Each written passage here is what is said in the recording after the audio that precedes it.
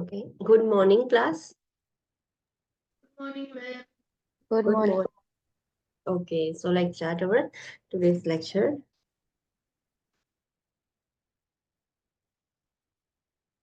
So what we have seen yesterday?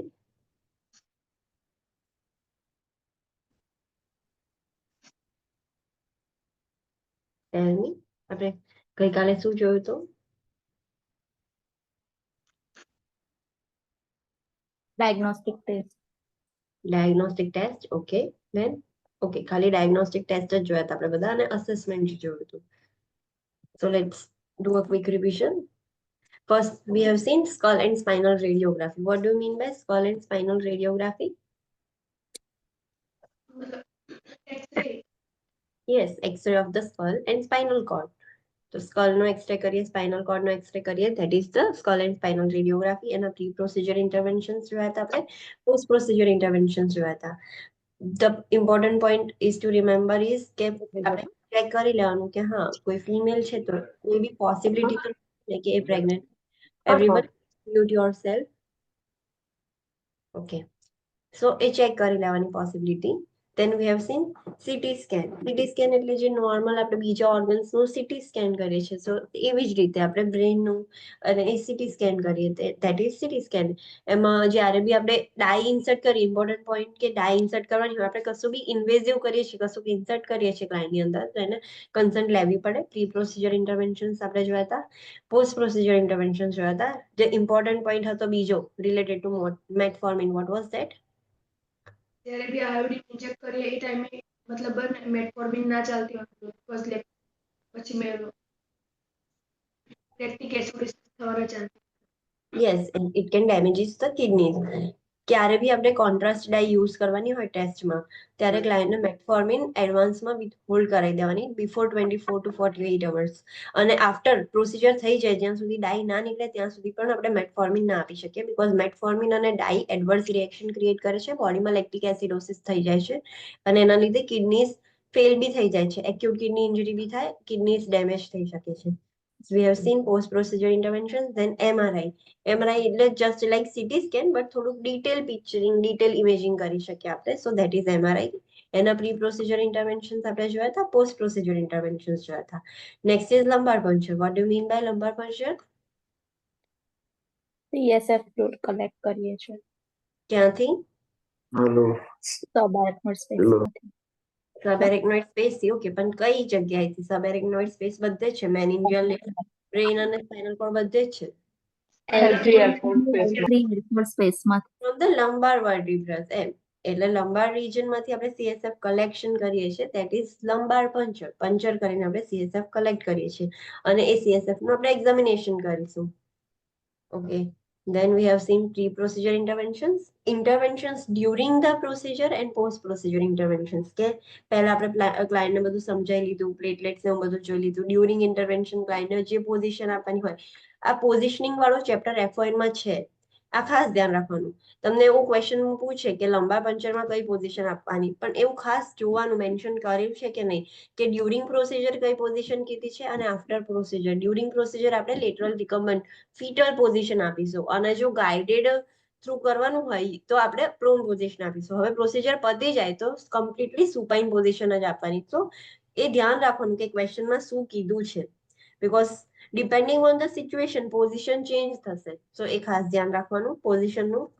then we have seen cerebral angiography means બ્રેનની blood vessels yes બ્રેનની જે circulation છે એમાં આપણે મતલબ ડાઈ ઇન્સર્ટ કરીને ચેક કરીએ છીએ કે ક્યાંય કશું એબનોર્મલ તો નથી ને બ્લોકેજ કે લીકેજ હેમરેજ તો એવું તો કશું નથી થતું ને so that is cerebral angiography એની પ્રી પ્રોસિજર ઇન્ટરવેન્શન્સ આપણે જોયા હતા post procedure interventions just like જેમ આપણે કોરોનરી એન્જિયોગ્રાફી હતું એવી રીતે જ છે સો અમુક સિમિલર જ હશે બસ આપણે ખાલી એવું ધ્યાન રાખવાનું કે આમાં ન્યુરોલોજીકલ સ્ટેટસ બી અસેસ કરવાનું પેલામાં ખાલી કાર્ડિયોવાસ્ક્યુલર સ્ટેટસ અસેસ કરતા હતા પણ આમાં ડાઈ બ્રેનમાં ઇન્સર્ટ કરી છે એટલે ન્યુરોલોજીકલ સ્ટેટસ બી we have to assess then we have seen electroencephalography what do you mean by electroencephalography બ્રેનની ઇલેક્ટ્રિક એક્ટિવિટી ચેક કરવી. યસ, બ્રેનની ઇલેક્ટ્રિકલ એક્ટિવિટી આપણે ચેક કરીએ છીએ. જસ્ટ લાઈક કાર્ડિયાકની ઇલેક્ટ્રિક એક્ટિવિટી આપણે ચેક કરી ઇન અ ગ્રાફ રિપ્રેઝન્ટેશન, એવી રીતે જ બ્રેનની ઇલેક્ટ્રિક એક્ટિવિટી આપણે ચેક કરીશું in a graph representation.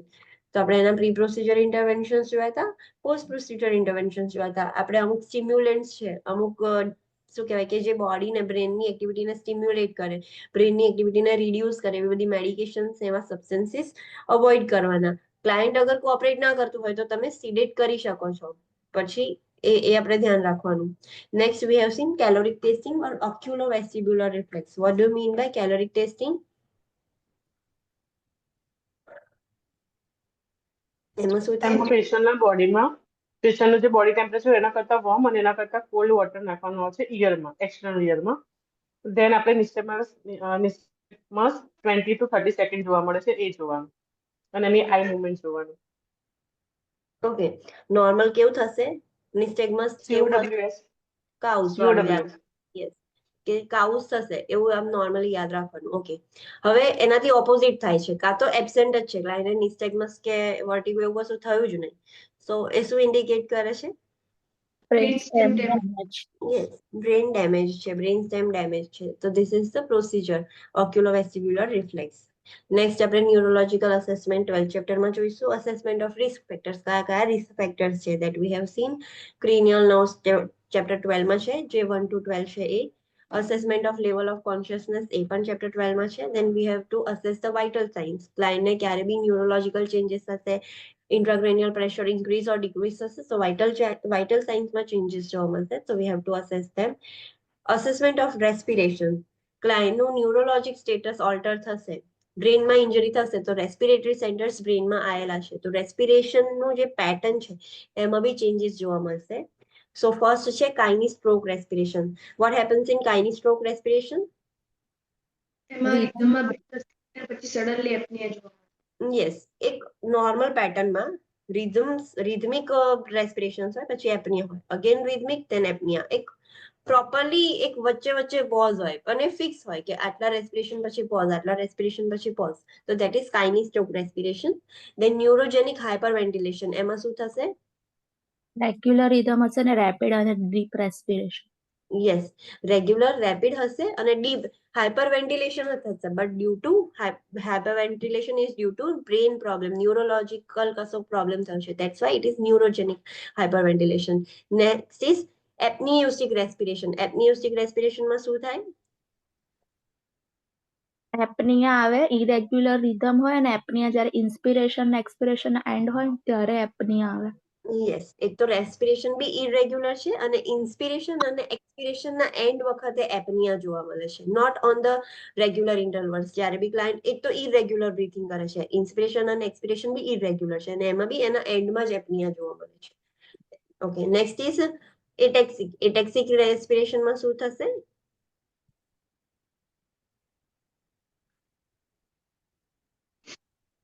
Rate, rhythm બધું જ કમ્પ્લીટલી ઇરેગ્યુલર રેસ્પિરેશન્સ જોવા મળશે. રેટ બી એનો ઇરેગ્યુલર થઈ જશે, રિધમ બી ઇરેગ્યુલર થઈ જશે, એની ડેપ્થ બી વચ્ચે વચ્ચે ડીપ બ્રીથિંગ કરી દેશે, પછી શેલો બ્રીથિંગ કરશે, તો એનું ડેપ્થ બી ઇરેગ્યુલર થઈ જશે. Next is cluster. ક્લસ્ટર રેસ્પિરેશનમાં શું થશે? What happens in cluster respiration? Irregular breath હશે, ઓકે, ઇરેગ્યુલર બ્રીથ હશે અને apnoea.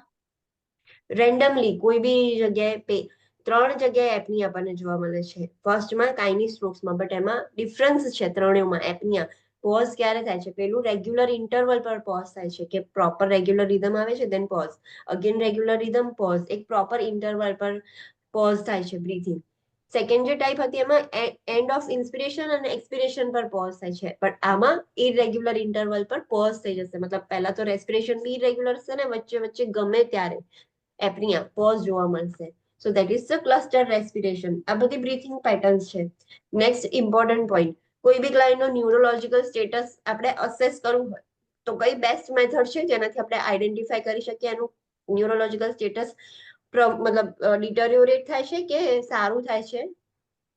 Level of consciousness. Level of consciousness થી આપણને આઈડેન્ટિફાય થાય છે કે ક્લાયન્ટનું ન્યુરોલોજીકલ સ્ટેટસ મતલબ સારું થાય છે કે ખરાબ થાય છે. That we have to identify through level of consciousness. Then assessment of temperature. આપણું બોડીનું ટેમ્પરેચર હાઇપોથેલેમસ રેગ્યુલેટ કરે. જ્યારે બોડીના બ્રેનમાં કશો પ્રોબ્લેમ થયો હોય, ઇન્જરી થઈ હોય અને હાઇપોથેલેમસ ડેમેજ થશે તો સડનલી ટેમ્પરેચર એલિવેટ થઈ જશે. સ્લોલી રાઇઝ થાય એનો મતલબ કે ક્યાંક ઇન્ફેક્શન છે, બટ સડનલી એલિવેટ થઈ જાય તો that is the dysfunction of hypothalamus and brainstem. Then we have seen assessment of pupils. Assessment of pupils માં આપણે શું જોયું હતું?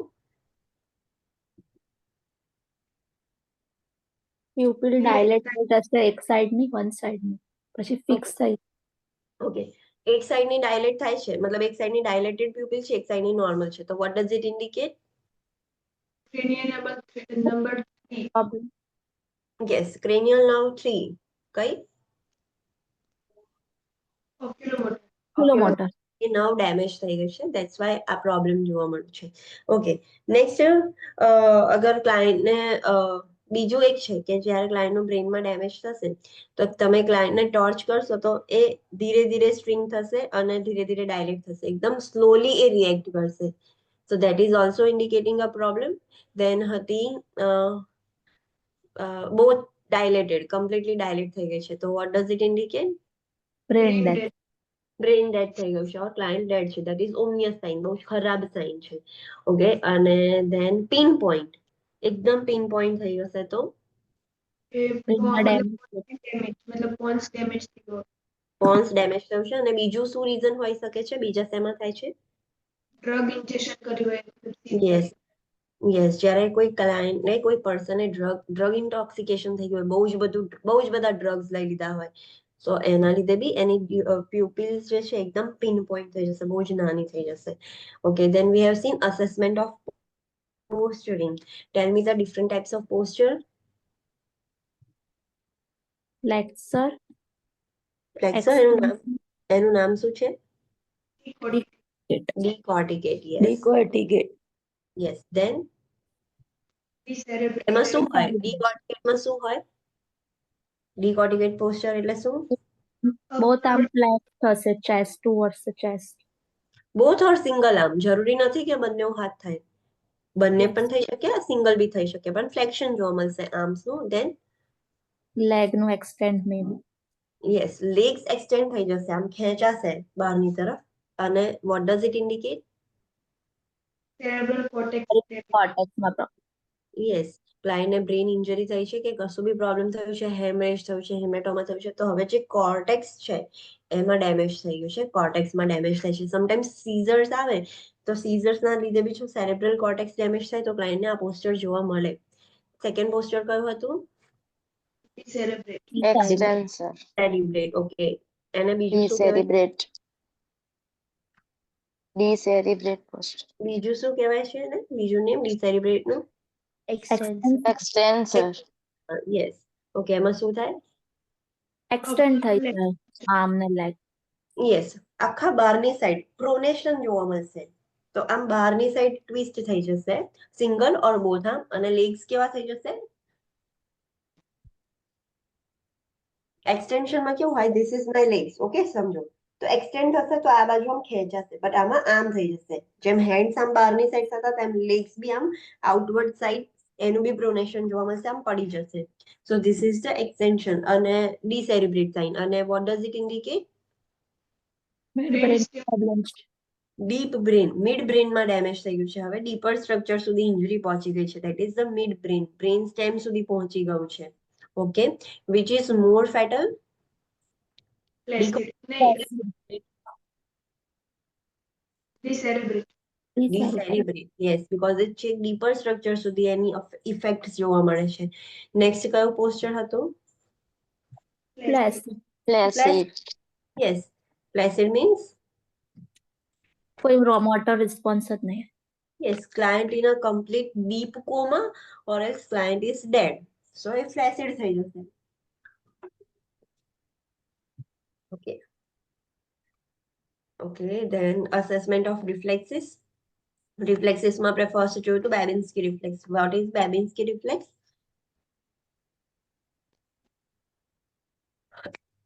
બેબિન્સ્કી રિફ્લેક્સમાં શું થાય?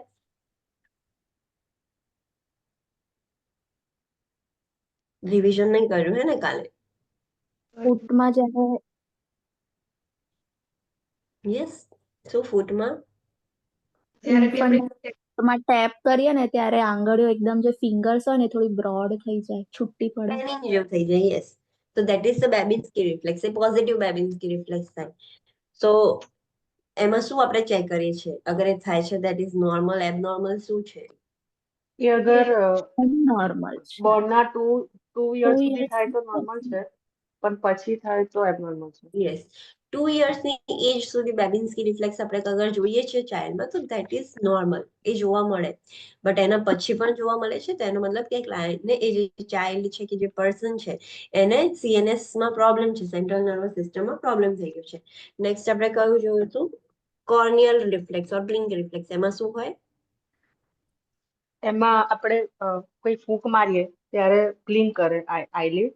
અગર એ ના થાય તો પ્રોબ્લેમ ઇન્ડિકેટ કરે છે. આપણે કોર્નિયાને ગમે તે રીતે ક્રેનિયલ નર્વ સ્ટિમ્યુલેટ ફાયર. કરીએ. યસ, આપણે મતલબ બ્લો કરીને સ્ટિમ્યુલેટ કરીએ કે કશું કામ આઈ સુધી લઈ જઈએ તો કોઈ બી નોર્મલ પર્સન હશે પહેલા બ્લિંક કરી દેશે. પણ એ બ્લિંક નથી કરતું કોઈ ઇન્ડિવિજ્યુઅલ, એનો મતલબ કે ક્લાયન્ટના બ્રેનમાં ડેમેજ છે. ધેન થર્ડ હતું gag reflex. What happens in gag reflex? જ્યારે શોર્ટના બેકમાં કોઈ વસ્તુ અડે ત્યારે તરત ગેગ રિફ્લેક્સ આવે છે, લાઈક બહાર નીકળતું એવી રીતના. અગર એ નોઝેટેડ જેવું. રિફ્લેક્સ ના આવે, યસ, અગર નોઝેટેડ અગર ના આવે તો એ ક્રેનિયલ નર્વમાં પ્રોબ્લેમ છે, 9 and 10. યસ. તો ધેટ ઇઝ થિંગ કે આપણે રિફ્લેક્સ અસેસ કર્યું. Yes. Then assessment of meningeal irritation. જ્યારે મેનિન્જીસ લેયર છે એમાં ઇરિટેશન થઈ જાય, પ્રોબ્લેમ થઈ જાય તો કયા સાઇન એન્ડ સિમ્ટમ્સ આવે? તો જનરલ ફાઇન્ડિંગ્સ એટલે સાઇન એન્ડ સિમ્ટમ્સ આપણે જોયા હતા. બ્રુસ્કિન સાઇન્સ. બ્રુસ્કિન સાઇન્સમાં શું હોય? શું ટેસ્ટ કરીએ છીએ આપણે? કેવી રીતે ટેસ્ટ કરીએ છીએ? બ્રુસ્કિન સાઇન્સ પોઝિટિવ નેગેટિવ કેવી રીતે કહેવાનું? નેક ફ્લેક્સ કરીએ ને ત્યારે હિપ અને ની પણ સાથે સાથે ફ્લેક્સ થાય. Flex થઈ જાય. Yes. So that is positive કે નેગેટિવ? પોઝિટિવ. પોઝિટિવ. ઇટ ઇન્ડિકેટ્સ કે ક્લાયન્ટને મેનિન્જીસમાં પ્રોબ્લેમ છે. એ કેમ થાય છે? બીકોઝ આપણે જોયું કે નકલ રિજિડિટી છે, આખી સ્પાઇનલ કોર્ડ રિજિડ થઈ ગઈ છે. તો તમે થોડોક સ્પાઇનલ કોર્ડનો પોર્શન આમ બેન્ડ કરશો તો એની નર્વ્સ બધે જ છે, તો એ બીજું બી આમ કોન્ટ્રેક્ટ થઈ જશે બીકોઝ નકલ રિજિડિટી થયું છે. તો બ્રુસ્કિન સાઇન્સ જોવા મળશે. દેન કર્નિક સાઇન. કર્નિક સાઇનમાં શું થાય?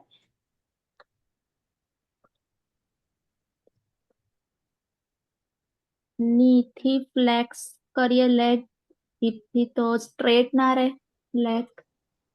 ક્લાયન્ટને સુપાઇન પોઝિશન આપી દેવાની. પેલામાં પણ સુપાઇન પોઝિશન આપીને ખાલી નેક થી આમ બેન્ડ કરવાનું. આમાં પણ સેમ, ક્લાયન્ટને સુપાઇન પોઝિશન આપી દેવાની અને એક લેગ છે એનો હિપ અને ની થી ફ્લેક્સ કરવાનો. એટલે જે આમ ફોલ્ડ કરીએ એવી રીતે ફોલ્ડ કરવાનું એબડોમન તરફ. તો એ જે પોર્શન ની પછીનો જે પોર્શન છે ને એ સ્ટ્રેટ નહીં રહે, એ બેન્ડ જ રાખશે પેશન્ટ. અને એનો બીજો લેગ છે એ બી સ્ટ્રેટ નહીં રહે, એ પણ થોડોક બેન્ડ થઈ જશે. તો લેગ સ્ટ્રેટ નહીં રાખી શકે જ્યારે તમે એક લેગ નીથી અને હિપ થી બેન્ડ કરશો towards the abdomen. So that is the positive Kernig sign. Motor responses. એના બધા જ મસલ્સ બધું જ વીક થઈ જશે. હેમિપેરેસિસ, હેમિપ્લેજિયા અને મસલ ટોન બી ઓછું થઈ જશે.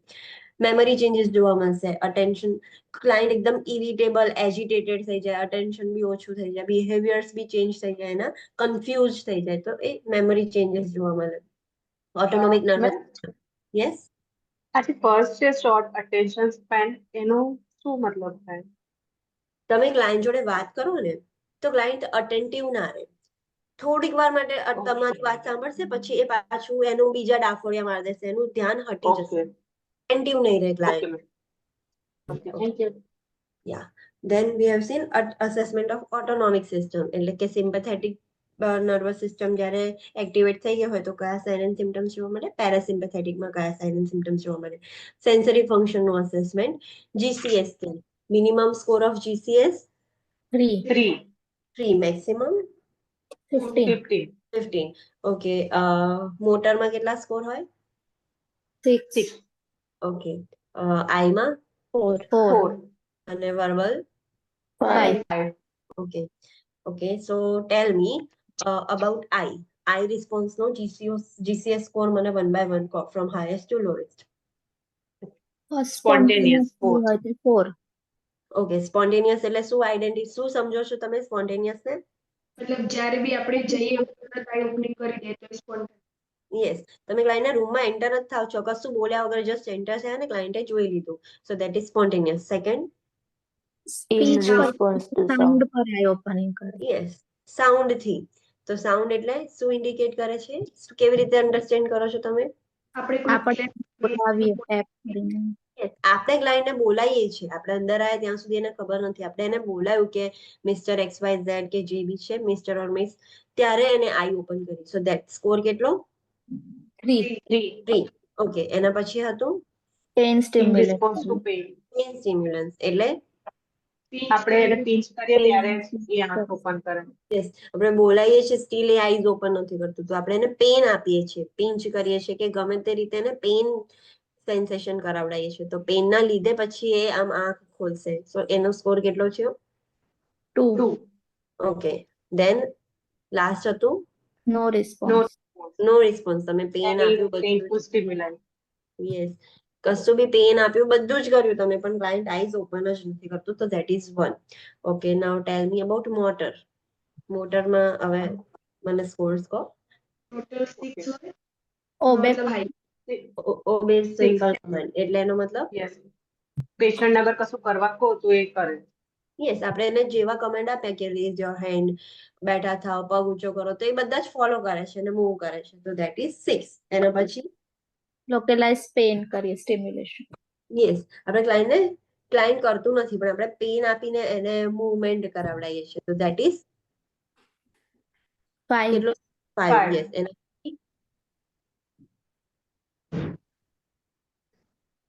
પછી ઓપ્શન કરીએ ને પછી વિથડ્રો કરી દે.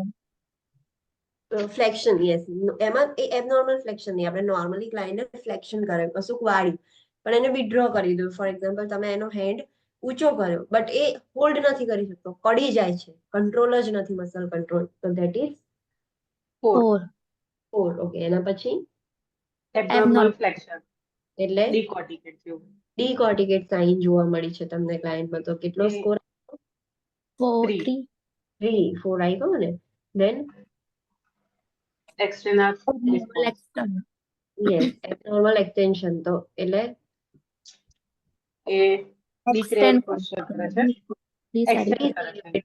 યસ, ડીસેરિબ્રેટ પોસ્ચર આપણને જોવા મળે છે ક્લાયન્ટનામાં, સો એ બહુ વર્સ છે, તો એ કેટલો સ્કોર આપશો તમે? 2. 2. અને લાસ્ટ હતું નો નો મોર રિસ્પોન્સ. રિસ્પોન્સ. નો, કોઈ જ પેઇન રિસ્પોન્સ. પણ નથી. પેન કરીએ, ગમે તે કરીએ, ક્લાયન્ટ બસ ફ્લેસિડ જ છે, પડી જ રહ્યું છે, કોઈ રિસ્પોન્સ જ નથી, સો ધેટ ઇઝ 1. હવે વર્બલમાં કેવી રીતે આપવાનું? ઓરિએન્ટેડ. યસ, ઓરિએન્ટેડ નો મતલબ શું તમે અન્ડરસ્ટેન્ડ કંઈ કરો પણ છો? વાત કરીએ તો તરત જ આન્સર આપવા લાગે.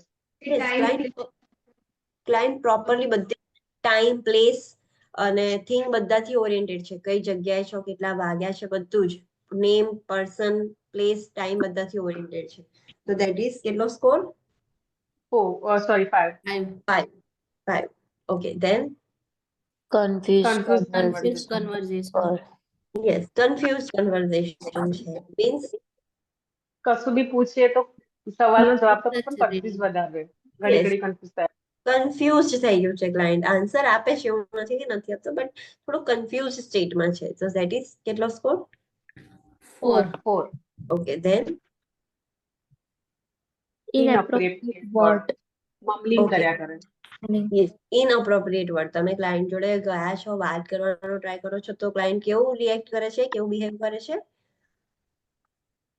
કેવી રીતે સરખું બોલે? બોલે નહીં, કોઈ બી વર્ડ સરખું ના બોલે. યસ, એ આન્સર કરવાનો ટ્રાય કરે છે, બટ એ થોડુંક મમ્બલ કર્યા કરે છે, પ્રોપરલી બોલી નથી શકતો, એના વર્ડ્સ જે છે બધા ઇનઅપ્રોપ્રિએટ છે, તો કેટલો સ્કોર? 3. 3. એના પછી ઇનકમ્પ્રેન્સિબલ સાઉન્ડ. ઇનકોમ્પ્રિહેન્સિબલ સાઉન્ડ, એટલે ડિફરન્ટ ટાઈપના સાઉન્ડ કર્યા રાખશે. યસ, તમે એને ક્વેશ્ચન પૂછશો તો એ આન્સર બી નથી કરતો, મમ્બલ બી નથી કરતો, બસ ખાલી અવાજ કાઢે છે આમ. જે આઈસીયુમાં પેશન્ટ હોય, જેમની કન્ડિશન બહુ ખરાબ હોય, તો તમે જોયા હશે કે કેવા ઇનકોમ્પ્રિહેન્સિબલ ખાલી અવાજ નીકાળ્યા કરે, શું બોલે છે બોલવા બી નથી જતા, ખાલી અવાજ, સાઉન્ડ નીકાળશે, તો ધેટ ઇઝ ઇનકોમ્પ્રિહેન્સિબલ સાઉન્ડ. તો એને કેટલો સ્કોર આપશો? 2. 2 અને લાસ્ટ નો No રિસ્પોન્સ. verbal નો response. Verbal response. તમે ગમે તેટલું હલાવો છો, ચૂંટણી ભરો છો, બોલવા માટે એને મજબૂર કરો છો, બટ કશું બોલતું જ નથી ક્લાયન્ટ, તો that is no response 1. Okay, so GCS scale યાદ રાખવાનું બહુ જ ઇમ્પોર્ટન્ટ છે. તમારે અહીંયા પણ કામ લાગશે. તમે હોસ્પિટલમાં જોબ કરતા હો તો બી તમને જીસીએસ સ્કોર કે એનો સ્કેલ મેઝરમેન્ટ કરતા આવડવું જોઈએ. જેવી આઈસીયુમાં જોબ કરે છે એ ખાસ, અને એમાં એ લોકો તમને યા તો ડાયરેક્ટ સ્ટેટમેન્ટ આપશે કાં તો ડાયરેક્ટ સ્કોર આપશે, તો તમને આઈડેન્ટિફાઈ થવું જોઈએ. Okay, so any doubt till this? No, ma'am. No, ma'am. Okay. So let's start our problems of the nervous system. કે neurological system માં કયા કયા problems છે. તો first is unconscious client. Unconscious client means conscious જ નહીં હોય. yes, client conscious નથી. એની જે લેવલ ઓફ કોન્શિયસનેસ છે જતું રહ્યું છે, અનકોન્શિયસ થઈ ગયું છે ક્લાયન્ટ. સો એ શું છે? The unconscious lies in the state of depressed cerebral functioning with unresponsiveness to stimulation of sensory and motor function. એક એવું સ્ટેટ છે કે જેનું સેરેબ્રલ ફંક્શન, આપણે કોન્શિયસ છે એનો મતલબ કે આપણું બ્રેન પ્રોપર વર્ક કરે છે, પણ એનું સેરેબ્રલ ફંક્શન ઓલ્ટર થઈ ગયું છે, ડિપ્રેસ થઈ ગયું છે, એટલે ક્લાયન્ટ અનકોન્શિયસ થઈ ગયું છે. એનું સેન્સરી તમે સ્ટિમ્યુલેશન આપો છો તો બી કોઈ સેન્સીસ બી વર્ક નથી કરતા, મોટર ફંક્શન બી નથી થતું. સો એ બધું જ અનકોન્શિયસ માઇન્ડમાં એ બધું જોવા મળે છે કે અનરિસ્પોન્સિવ થઈ ગયું છે to the stimulation of sensation and motor. Some causes include head trauma, cerebral toxins, shock, haemorrhage, tumour and infection. શેના લીધે ક્લાયન્ટ અનકોન્શિયસ થયું છે? તો હેડ ટ્રોમા થયું છે, સેરેબ્રલ ટોક્સિન્સ, એવા કોઈ મેડિસિન કે એવું કશું ડ્રગ કે એવું કશું કેમિકલ ઇન્જેસ્ટ કરી લીધું છે જે ન્યુરોટોક્સિક છે, એનું બ્રેન્સની અંદર ટોક્સિસિટી ક્રિએટ કરે છે. શોક, કયો શોક?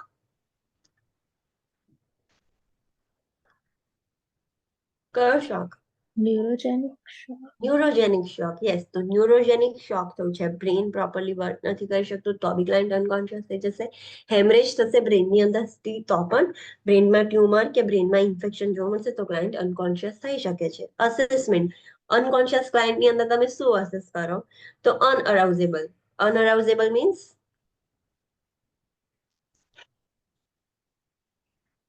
અરાઉઝ મીન્સ જાગવું. જાગવું. યસ, તો એ ક્લાયન્ટ જાગી જ નથી શકતો. તમે કરો છો પણ ક્લાયન્ટ આંખ નથી ખોલતું, અનકોન્શિયસ છે, એ જાગી જ નથી શકતું, એ અનઅરાઉઝેબલ છે. Primitive or no response to painful stimuli, એટલે આપણે એને પેન આપીશું ને તો બી એનો કોઈ રિસ્પોન્સ નહીં હોય. યસ, નો રિસ્પોન્સ ઓર પ્રિમિટિવ, એટલે બહુ જ માઇનર રિસ્પોન્સ કરશે, પણ સહેજ વાર માટે ફોર એક્ઝામ્પલ આઈસ ખોલીને બંધ કરી દેશે, કાં તો તમે પેઇન કરશો ને તો ઇનકોમ્પ્રિહેન્સિબલ સાઉન્ડ આપશે અને પછી પાછું ચૂપ થઈ જશે, એવું બધું જોવા મળશે. Alter respirations, obviously brain damage થાય તો રેસ્પિરેશન બી ઓલ્ટર થાય. Decrease cranial nerve and reflex activity, cranial નર્વનું ફંક્શન ઓછું થઈ જશે, રિફ્લેક્સિસ જે બધા છે એ બી એબનોર્મલ થઈ જશે. કોઈ બી ન્યુરોલોજીકલ કન્ડિશન હોય તો તમારા જીસીએસ સ્કોર પહેલા ચેક કરવાનો. એટલે તમને ઘડી ઘડી નહીં કે તમે જીસીએસ સ્કોર કરશો તો આટલો આવશે, ડિપેન્ડ છે કે ક્લાયન્ટની કન્ડિશન કેવી છે. જીસીએસ સ્કોર તો ન્યુરોલોજીક સિસ્ટમમાં જીસીએસ સ્કોર ખાસ મૂકવાનો. હવે ઇન્ટરવેન્શન શું કરવાનું?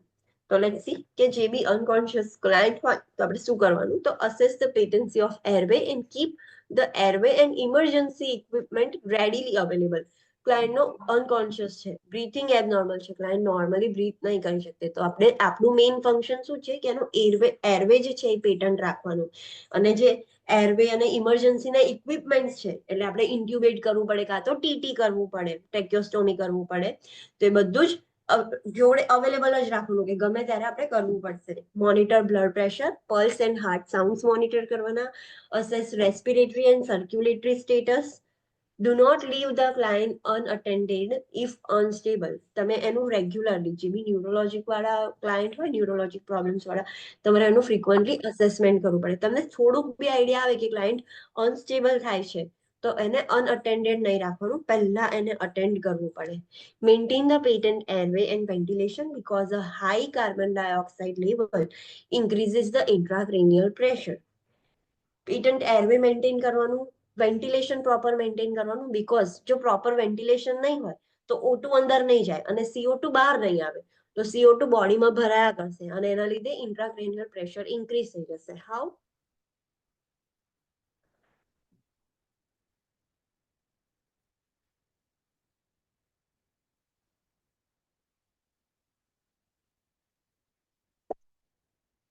ઇન્ટ્રાક્રેનિયલ પ્રેશર ઇન્ક્રીઝ થાય due to high level of CO2. હાઇપરકેપ્નિયાના લીધે CO2 વધારે હોય તો એને હાઇપરકેપ્નિયા કહેવાય. હાઇપરકેપ્નિયાના લીધે ઇન્ટ્રાક્રેનિયલ પ્રેશર કેમનો ઇન્ક્રીઝ થાય છે? થોડુંક કોઈ બી ગેસીસ કરો, વિચારો. ચલો તમારી જોડે કશોક એક્ઝામમાં એવો ક્વેશ્ચન આવ્યો છે કે જે તમે ફર્સ્ટ ટાઈમ રીડ કરો છો કે આવું કશું મેં જોયું નથી, કશુંક નવું છે, તો તમારે કશુંક તો એ વખતે લોજિક દોડાડવું પડશે ને, સોલ્યુશન તો વિચારવું પડશે ને. તો આમાં કશુંક વિચારો. CO2 કેમ એવું? થશે તો ઓક્સિજનમાં પ્રોબ્લેમ CO2 થશે. તો ઓક્સિજન ઓક્સિજન લેવામાં ઓછું થઈ જશે ને O2. ઓક્સિજન ઓછું થઈ જશે તો ડાયરેક્ટલી કેવી રીતે ઇન્ટ્રાક્રેનિયલ પ્રેશર થી છે? વચ્ચે વચ્ચે બધા બહુ સ્ટેપ છે, પછી લાસ્ટ સ્ટેપ ઇન્ટ્રાક્રેનિયલ પ્રેશર પર આવે. ઓક્સિજન ઓછું થઈ ગયું, દેન રીએબ્ઝર્વેશન નહીં થાય CSF નું. શું નહીં થાય? એબ્ઝર્વેશન નહીં થાય CSF નું બ્રેનમાં O2 નહીં મળે તો. નો, it's not like that. Okay, CO2 બોડીમાં વધી ગયું છે. CO2 વધશે એનો મતલબ કે O2 ઓછું થઈ ઘટશે. જશે. ડિક્રીઝ થઈ જશે. હવે આપણી બોડી O2 ઓછું છે તો કમ્પેન્સેટ તો કરશે ને.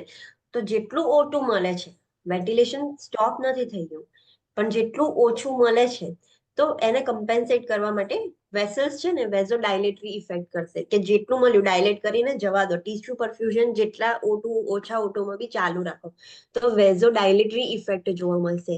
જ્યારે CO2 લેવલ વધી જાય ત્યારે બોડીની અંદર વેઝોડાયલેશન જોવા મળે એઝ અ કમ્પેન્સેશન, કે જેટલા ઓછું O2 છે એટલું એને પ્રોપરલી પરફ્યુઝન થઈ રહે એના માટે. તો વેઝોડાયલેટરી ઇફેક્ટ જોવા મળશે. વેઝોડાયલેશન થશે એટલે આખી બોડીમાં વેઝોડાયલેશન થાય. હવે બ્રેનમાં બી જો વેઝોડાયલેશન થાય, બ્લડ ઓછું નથી થયું, ખાલી બ્લડની અંદર O2 ઓછું છે. તો હવે વેઝોડાયલેશન થશે તો બ્લડ ફ્લો તો એ જે પહોંચવાનું છે એ તો વધારે જ પહોંચશે. તો એના લીધે વધારે ફ્લુઇડ છે ને, મતલબ ઇન્ટ્રાક્રેનિયલ સ્પેસીસમાં જશે, તો એના લીધે ઇન્ટ્રાક્રેનિયલ પ્રેશર ઇન્ક્રીઝ થશે. અન્ડરસ્ટુડ? CO2 ના લીધે CO2 વધી જાય તો વેઝોડાયલેટરી ઇફેક્ટ જોવા મળે, અને એ વેઝોડાયલેશનના લીધે ફ્લુઇડ વધારે જશે બ્રેન બાજુ, અને એના લીધે ઇન્ટ્રાક્રેનિયલ પ્રેશર ઇન્ક્રીઝ થશે. ખબર પડી કેમનું ડાયરેક્ટ CO2 થી ઇન્ટ્રાક્રેનિયલ પ્રેશર ઇન્ક્રીઝ થઈ જાય? Yes ma'am. Okay. Then assess lung sounds for the accumulation of the secretions, suction as needed. Lung sound assess કરવાના, અને તમને લાગે કે સિક્રેશન છે તો એ પ્રમાણે સક્શન કરવાનું. Assess neurological status including level of consciousness, pupillary reactions, motor and sensory functions using the coma scale. એટલે કયો સ્કેલ? ગ્લાસ્કો સ્કોર. બસ GCS. Yes. તેનો યુઝ કરીને બધું ચેક કરવાનું. Place the client in a semi-fowler's position. ક્લાયન્ટને સેમીફાઉલર્સ પોઝિશનમાં રાખવાનું કે જેથી વધારે ઓક્સિજન જાય, CO2 બહુ વધી ના જાય. Change the position of a client every 2 hour. Avoid injury when turning. Every 2 hour ક્લાયન્ટની પોઝિશન ચેન્જ કરવાની, અને ક્લાયન્ટને ટર્ન કરતી વખતે ઇન્જરી ના થાય ધ્યાન રાખવાનું. કેમ પોઝિશન 2 અવરલી ચેન્જ કરવાની? બેડ સોરને પ્રિવેન્ટ કરવા. બેડ સોર, ક્લાયન્ટ અનકોન્શિયસ છે, બિલકુલ મૂવ નહીં કરે એટલે ક્લાયન્ટને બેડ સોર્સ થઈ જશે. Avoid Trendelenburg position. Trendelenburg position avoid કરવાની. કેમ? ઓલરેડી બ્રેનમાં ICT વધેલું છે. અને તમે ટ્રેન્ડલબર્ગ આપશો એટલે પાછું ફ્લુઇડ બધું બ્રેન તરફ જશે, તો વધારે પ્રોબ્લેમ થશે. Use side rails unless contraindicated or according to the agency protocols. Side rails use કરવાની જો કોન્ટ્રાઇન્ડિકેટેડ ના હોય તો, જે પ્રમાણેના એજન્સી પ્રોટોકોલ્સ હોય. આ વસ્તુ ખાસ યાદ રાખવાની. FON માં આવે છે કાં તો કોમ્પ્લેક્સ કેરમાં આવે છે રીસ્ટ્રેન વાળું. આપણે ઇન્ડિયામાં સાઇડ રેલ્સ કમ્પલસરી છે. તમારા જોડે પેશન્ટ એડમિટ થાય તો તમે સાઇડ રેલ્સ પહેલા લગાવો છો. કેમ લગાવીએ છીએ આપણે? Safety precaution. સેફ્ટી પ્રિકોશન માટે સાઇડ રેલ્સ પહેલા લગાવી દેવાની. જેવું પેશન્ટ બેડમાં જાય તો પહેલી સાઇડ રેલ્સ અપ કરવાની. આપણને આદત છે બીકોઝ આપણે એ રીતે શીખ્યા છે. એન્ક્લેક્સ કન્ટ્રીઝમાં સાઇડ રેલ્સ કોન્ટ્રાઇન્ડિકેટેડ છે. એ શું ઇન્ડિકેટ કરે છે કે તમે ક્લાયન્ટને રીસ્ટ્રેન કરો છો. સાઇડ રેલ્સ રીસ્ટ્રેનિંગમાં આવે છે. સો મેક શ્યોર કે જ્યાં સુધી એવું કીધું ના હોય કે તમારે સાઇડ રેલ્સ કરવાની છે ત્યાં સુધી સાઇડ રેલ્સ નહીં કરવાની. તમે સાઇડ રેલ્સ કરશો તો you are in a problem, કે તમે ક્લાયન્ટને રીસ્ટ્રેન કરી દીધું વિધાઉટ ક્લાયન્ટ્સ કન્સર્ન. તો ફોરેન કન્ટ્રીઝમાં સાઇડ રેલ્સ નહીં યુઝ કરવાની. જો કોન્ટ્રાઇન્ડિકેટેડ ના હોય, PSCP એ કીધું હોય તો જ સાઇડ રેલ સબ કરવાની, એટલે અકોર્ડિંગ ટુ એજન્સી પ્રોટોકોલ, બાકી નહીં કરવાની. સો આ વસ્તુ ડિફરન્ટ છે આપણી પ્રેક્ટિસ કરતા, અને ત્યાં આગળ ડિફરન્ટ છે. સો પહેલા સ્ટાર્ટિંગમાં એવું થાય કે okay side rails that is common, but no, side rail બી અપ કરવું that is a kind of restrain in એન્ગ્લેક્સ કન્ટ્રીઝ. તો સાઇડ રેલ્સ બી નહીં કરવાની, જ્યારે આપણને પરમિશન આપેલી હોય, એ કોન્ટ્રાઇન્ડિકેટેડ ના હોય તો જ સાઇડ રેલ્સ અપ કરવાની. અસેસ ફોર એડીમા, એડીમા નથી થયું એ જોવાનું. Monitor for dehydration, because client unconscious છે, એ ઓરલી નથી લેતો, આપણે આઈવી ફ્લુઇડ થી આપીએ છીએ, પણ પ્રોપર હાઇડ્રેશન ના રહે તો ચેક કરવાનું. Monitor intake output and daily weight. Maintain NPO status unless consciousness return. જ્યાં સુધી ક્લાયન્ટ અનકોન્શિયસ હોય ત્યાં સુધી આપણે NPO જ રાખવું પડે, આપણે ઓરલી કશું જ ના આપી શકીએ, નહીં તો એસ્પિરેટ થઈ જાય. Okay. Maintain nutrition as prescribed, IV or enteral feedings, and monitor fluid and electrolyte balance. When consciousness return, check the gag and swallow reflex before resuming the diet. આપણને ખબર છે કે ક્લાયન્ટ અનકોન્શિયસ છે, તેનો મતલબ આપણે NPO કર્યું તો ક્લાયન્ટને આપણે IV થ્રુ ઓર એન્ટરલ ફીડિંગ આપવું પડશે. તો એનું બોડીમાં ઇલેક્ટ્રોલાઇટનું ફ્લુઇડનું ઇમ્બેલેન્સ રહે, ન્યુટ્રિશન મળી રહે, એનું ઇલેક્ટ્રોલાઇટ બેલેન્સ રેગ્યુલરલી ચેક કરવું પડે એનું. અને જ્યારે ક્લાયન્ટ સ્ટેબલ થઈ જાય, એનું કોન્શિયસનેસ આવી જાય, તો તરત જ પછી ફૂડ અને ફ્લુઇડ સ્ટાર્ટ નહીં કરી દેવાનું. પહેલા ચેક કરવાનું કે એનું ગેગ રિફ્લેક્સ સારું છે, એનો સ્વેલ્વિંગ રિફ્લેક્સ બરાબર છે, પછી જ આપણે ડાયટ સ્ટાર્ટ કરીએ. Assess bowel sounds, monitor elimination pattern, monitor for constipation, impaction and paralytic ileus. Impaction means એટલે ઈયર વાળામાં આપણે છેલ્લે જોયું હતું ફોરેન બોડીઝમાં ઇમ્પેક્ટેડ કેનાલ. તો ઇમ્પેક્શન એટલે શું?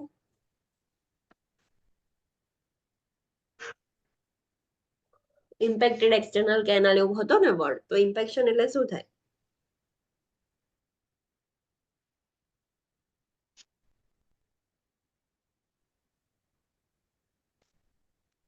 બ્લોક.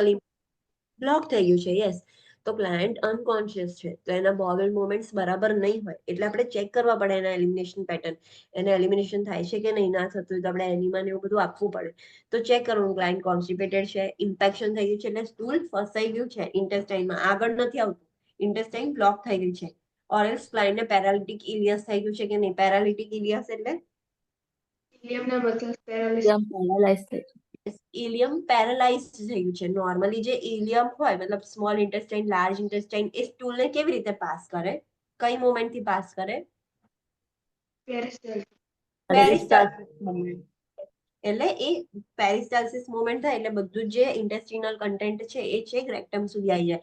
હવે ઇન્ટેસ્ટાઇન જ પેરાલાઇઝ થઈ જશે તો કશું પેરિસ્ટાલ્સિસ મુવમેન્ટ જ નહીં આવે અને એ આગળ જ નહીં આવી શકે. તો ચેક કરવાનું. Monitor urine output to prevent stasis, infection and calculus formation. Urine output ખાસ મેન્ટેન કરવાનું, બીકોઝ જો યુરિન પડ્યું રહેશે, સ્ટેસિસ થઈ જશે, તો ત્યાં આગળ ઇન્ફેક્શન બી થઈ જાય અને એના ગ્રેન્યુલ્સ ફોર્મ થઈને કેલ્ક્યુલસ બી થઈ જાય. Monitor the status of skin integrity, bed sores ના થાય, ખાસ ધ્યાન રાખવાનું. Initiate measures to prevent the skin breakdown. Bed sore prevent કરવા માટે બધા જ મેજર્સ લેવાના, મતલબ એને બેક મસાજ કરી આલવું પડે અને બધું ધ્યાન રાખવાનું. ફ્રીક્વન્ટ પોઝિશન ચેન્જ કરવાની, પ્રોવાઇડ ફ્રીક્વન્ટ માઉથ કેર પણ કરવાની. Remove dentures and contact lenses. Dentures હોય તો રિમૂવ કરી દેવાના, કોન્ટેક્ટ લેન્સીસ હોય ક્લાયન્ટને તો બી રિમૂવ કરી દેવાના. Assess the eyes for the presence of corneal reflex, irritation and instill artificial tears to cover the eyes with eye patches. ક્લાયન્ટના corneal reflex છે કે નહીં એ ચેક કરવાનું. આઈઝમાં ઇરિટેશન થાય છે કે નહીં એ ચેક કરવાનું. હવે આઈઝ ડ્રાય આઉટ ના થઈ જાય તો એના માટે શું કરવાનું? આર્ટિફિશિયલ ટીયર્સ, એટલે આઈઝ મોઇસ્ટ રહે એવું કરવાનું. એટલે આર્ટિફિશિયલ ટીયર્સ નાખીને આઈઝને કવર કરી દેવાની પેચીસથી, એટલે ક્લાયન્ટની આઈઝ ડ્રાય આઉટ ના થઈ જાય. Monitor drainage from the ears or nose for the presence of cerebrospinal fluid. જે ડ્રેનેજ આવે છે ઇયર અને નોઝમાંથી, તો એ ચેક કરવાનું કે એકચ્યુઅલી CSF તો નથી ને. કેવી રીતે ચેક કરશો તમે? RBS glucometer. RBS ચેક કરી, ગ્લુકોઝ ટેસ્ટ કરીને. ગ્લુકોમીટરથી. Yes. So then assume that the unconscious client can hear. અને આપણે એવું અઝ્યુમ કરવાનું કે અનકોન્શિયસ થયું છે, બહેરું નથી થઈ ગયું ક્લાયન્ટ, એ હજુ પણ સાંભળી શકે છે, તો એની જોડે વાત કરવાનો ટ્રાય કરવાનું. એ રિસ્પોન્ડ કરે છે કે નહીં એ ચેક કરવાનું. અવોઇડ રીસ્ટ્રેન્સ વેર પોસિબલ. રીસ્ટ્રેન્સ તો કરવાનું જ નહીં. જો ક્લાયન્ટ કમ્બેટિવ હોય, એ ફાઇટ કર્યા કરે, બધું રિમૂવ કર્યા કરે, તો જ રિસ્ટ્રેન કરવાનું. બાકી અનનેસેસરીલી એન્ક્લેક્સ કન્ટ્રીમાં ક્યારેય રિસ્ટ્રેન નહીં કરવાનું પેશન્ટને. તમે રિસ્ટ્રેન કરશો then you are in a problem. So restrain ક્યારેય એમને નહીં કરવાનું. Initiate seizures precautions if necessary. Seizure precaution initiate કરવાના. Provide range of motion exercise to prevent contractures. Range of motion exercise કરાવવાની, એટલે ક્લાયન્ટ જાતે નહીં કરતું હોય. તમે આઈસીયુ ના પેશન્ટને જોયા હશે, જે ફિઝિયોથેરાપિસ્ટ આવે એ ખુદ પેશન્ટ જાતે નથી કરવાનું, પણ ફિઝિયોથેરાપિસ્ટ આવીને એમની મૂવમેન્ટ્સ કરાયા કરે. અગર ક્લાયન્ટ કમ્પ્લીટલી મૂવ નહીં કરે તો કોન્ટ્રેક્ચર થઈ જશે, એટલે કે એની જે ફ્લેક્સિબિલિટી છે એ લોસ્ટ થઈ જશે. આપણે જ્યારે કોઈ બી વસ્તુ રેગ્યુલરલી યુઝ ના કરીએ તો એની ફ્લેક્સિબિલિટી લોસ થઈ જાય. નોર્મલ એક્ઝામ્પલ રીતે જોઈએ કે જે પર્સન યોગા કરે છે એની ફ્લેક્સિબિલિટી ધીરે ધીરે ઇમ્પ્રુવ થશે. હવે તમે ફર્સ્ટ ટાઈમ યોગા કરશો તો તમારાથી એટલી ફ્લેક્સિબિલિટી નહીં આવે, બીકોઝ તમે વસ્તુ કરતા નથી, તો તમારી ફ્લેક્સિબિલિટી લોસ્ટ થઈ જાય, તો કોન્ટ્રેક્ચર્સ ના થાય. એટલે રેન્જ ઓફ મોશન એક્સરસાઇઝ કરાવવાની. Use a footboard or height topped sneakers two prevent the foot drop. Foot drop prevent કરવા માટે ફૂટબોર્ડ ઓર હાઇટ ટોપ્ડ સ્નીકર્સ યુઝ કરવાના. ફૂટ ડ્રોપ મીન્સ ફૂટ બહારની સાઈડ પેલા કહેવાય ને કે પડી ના છે એના માટે નીચે એક બોર્ડ જેવું આવે છે, તેનાથી સપોર્ટ કરવાનું, યા ફિર પીલો પણ મૂકી શકે છે. જો કે એ હા, તે જગ્યાએ યુઝ થતું હોય as a hospital policy. Yes, depending on the agency policy આપણે જે બી એ યુઝ કરતા હોય યુઝ કરવાનું. નોર્મલી ફૂટ ડ્રોપ આમ બી થઈ શકે, ઓર આમ બી, મતલબ એના ક્લાયન્ટના લેગ સીધા ના રહે.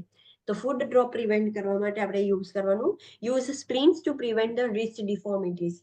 રિસ્ટ ડિફોર્મિટીઝ ના થઈ જાય એટલે સ્પ્લિન્ટ મૂકી દેવાનું. મતલબ ક્લાયન્ટને, નાના બેબીઝને કેવું આપણે સ્પ્લિન્ટ મૂકીએ છીએ, હાથ હલાઈ ના દે કેવી રીતે, તો સ્પ્લિન્ટ મૂકી દેવાનું. Initiate physical therapy as appropriate. ક્લાયન્ટને ફિઝિકલ થેરાપી આપણે આપવી પડશે, ક્લાયન્ટ નથી કરવાનું, તો આપણે આપવી પડે. ફિઝિયોથેરાપિસ્ટ હોય જે હોસ્પિટલના, એ આપે, કાં તો જે નર્સ હોય એ બી વચ્ચે વચ્ચે મુવમેન્ટ કરાવતા હોય ક્લાયન્ટને. તો we have to do this many interventions in an unconscious client.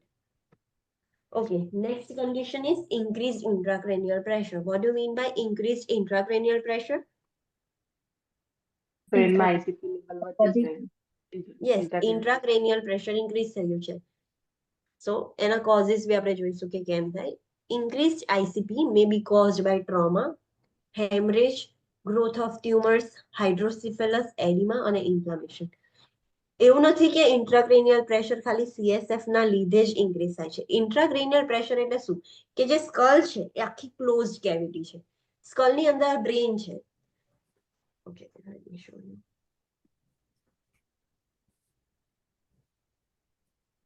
This is skull. આ સ્કલ છે. સ્કલની અંદર આટલું પોર્શન ફોર એક્ઝામ્પલ બ્રેન છે.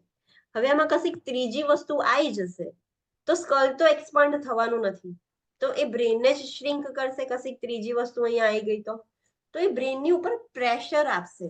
તો એનો મતલબ શું થયો કે ઇન્ટ્રાક્રેનિયલ પ્રેશર, ક્રેનિયમની અંદર, જે સ્કલની અંદરનું જે આખું કેવિટી હોય એને ક્રેનિયમ કહેવાય. તો ક્રેનિયમની અંદર પ્રેશર વધી ગયું છે, જે બ્રેનને ડેમેજ કરશે. પ્રેશર વધશે તો એ બ્રેનને પ્રેશર આપશે, બ્રેન પર દબાવ આપશે, બીકોઝ સ્કલ તો એક્સપાન્ડ થઈ જ નહીં શકે. સો that is called as intracranial pressure. હવે શેના લીધે થઈ જાય, તો ટ્રોમા થયું, બ્રેનમાં કશીક ઇન્જરી થઈ ગઈ, ટ્રોમાના લીધે કશું બી થયું, અંદર બ્લીડિંગ થયું કે લેસરેશન થયું કે ગમે તે થયું, તો એ બ્રેન પર પ્રેશર આપશે. હેમરેજ થઈ ગયું છે, ડ્યુ ટુ ટ્રોમા બી થઈ શકે હેમરેજ, અને બીજું કયા રીઝનથી થઈ શકે હેમરેજ? Hypertension, BP. હાઇપરટેન્શન, બહુ જ સિવિયર હાઇપરટેન્શન થઈ જાય તો જે વેસલ્સ છે એ રપ્ચર થઈ જાય બ્રેનની, અને એના લીધે બ્લીડિંગ થશે. હવે બધું બ્લડ તો બ્રેનની આજુબાજુ જ જશે, તો સ્કલની બહાર તો આવી નથી શકવાનું એ બ્રેન, તો એ બધું બ્લડ છે એ બ્રેન પર જ પ્રેશર ક્રિએટ કરશે. ગ્રોથ્સ ઓર ટ્યુમર્સ, બ્રેનની અંદર ટ્યુમર થઈ છે તો ટ્યુમરની બી સ્પેસ નથી ત્યાં, ખાલી બ્રેનની જ જગ્યા હતી, હવે ટ્યુમર થઈ છે એટલા એરિયામાં, તો એ બી ક્લાયન્ટના બ્રેન પર પ્રેશર કરે. હાઇડ્રોસિફેલસ, હાઇડ્રોસિફેલસ મીન્સ ફ્લુઇડ કલેક્શન. કયું ફ્લુઇડ કલેક્શન, ક્યાં આગળ ફ્લુઇડ કલેક્શન? CSF વધી જાય. CSF નું લેવલ બ્રેનનું. CSF થઈ ગયું છે બ્રેનની અંદર, તો હાઇડ્રોસિફેલસ થઈ ગયું છે બ્રેનની અંદર, એડીમા થઈ ગયું છે, ઇન્ફ્લામેશન થયું છે બ્રેનની અંદર, મેનિન્જિયલ લેયરમાં ઇન્ફેક્શન થઈ ગયું છે. ઇન્ફેક્શન થાય એટલે ઇન્ફ્લામેટરી રિએક્શન સ્ટાર્ટ થઈ જાય. ઇન્ફ્લામેટરી રિએક્શન થાય એટલે ત્યાં એડીમા બધું જોવા મળે. તો આ બધા રીઝન્સ છે કે જેના લીધે ઇન્ટ્રાક્રેનિયલ પ્રેશર ઇન્ક્રીઝ થાય છે. Increased ICP can impede circulation to the brain, impede the absorption of the CSF, affect the functioning of the nerve cells and lead to brainstem compression and death. અગર બ્રેનની અંદર ક્રેનિયમની અંદર pressure increase થઈ જશે, intracranial pressure increase થાય તો એ સર્ક્યુલેશનને બી ઓછું કરે છે, ઇમ્પેડ કરે છે, બગાડે છે. જે બ્રેનમાં સર્ક્યુલેશન થાય છે એ CSF નું જે નોર્મલ એબ્ઝોર્પ્શન છે, પ્રોડક્શન એન્ડ એબ્ઝોર્પ્શન, એ બી ઓલ્ટર કરે છે. બધા નર્વ સેલ્સ છે આખા બ્રેનમાં, જે ન્યુરોન્સ ને ગેંગ્લિયોનિક સેલ્સ છે બધા, એના ફંક્શનને બી અફેક્ટ કરે છે અને ધીરે ધીરે એ કમ્પ્રેસ કરશે. તો એ ઇન્જરી શું થશે? બ્રેન સ્ટેમ કમ્પ્રેશન થઈ જશે અને ક્લાયન્ટ કેન ડાઈ. અગર ઇન્ટ્રાક્રેનિયલ પ્રેશર ટ્રીટ ના થાય તો બ્રેન બહુ સિવિયરલી અફેક્ટ થઈ જાય અને ક્લાયન્ટની ડેથ પણ થઈ જશે. અસેસમેન્ટ, ક્લાયન્ટને ઇન્ટ્રાક્રેનિયલ પ્રેશર ઇન્ક્રીઝ થયું છે એ કેવી રીતે આઈડેન્ટિફાઈ કરીશું? તો let's see the clinical judgement box. Health history, yes. Okay, health history. The nurse is monitoring a client who sustained a head injury after being hit in the side of the head with a baseball bat. The client was admitted to the neurological unit at 1300. એટલે શું indicate કરે છે આને? કેવી રીતે read કરવાનું? Unit at 1300. તમારા ક્વેશ્ચન્સમાં મે બી I don't remember, ટેસ્ટમાં તમારે આવું આવ્યું હશે. હા, ઇન્ટેગ્યુમેટ્રીના જ ટેસ્ટમાં ટેબલ્સ હતા, એમાં આવી રીતે નંબર્સ લખેલા હતા, 1300, 1401 ને એવા બધા નંબર્સ હતા. તો એ શું હતું? એ ફાવ્યું હતું બધાને ટેસ્ટમાં એ ટેબલ? યસ ઓર નો? એવું તો કહો. નો. તો ત્યાં તમારા એક્ઝામમાં આવા ટેબલ્સ આવશે. એ ચાર્ટ હતો, નર્સિંગ ચાર્ટ હતો. એમાં એવું હતું કે આટલી મેડિકેશન અને સામે ટાઈમ લખ્યો હતો કે આ મેડિકેશન આટલા વાગે આપવાની, આ મેડિકેશન આટલા વાગે આપવાની, એવી રીતનો ટાઈમ હતો. તો 1300 એટલે 1 વાગે. આપણે નોર્મલી આવી રીતે લખીએ,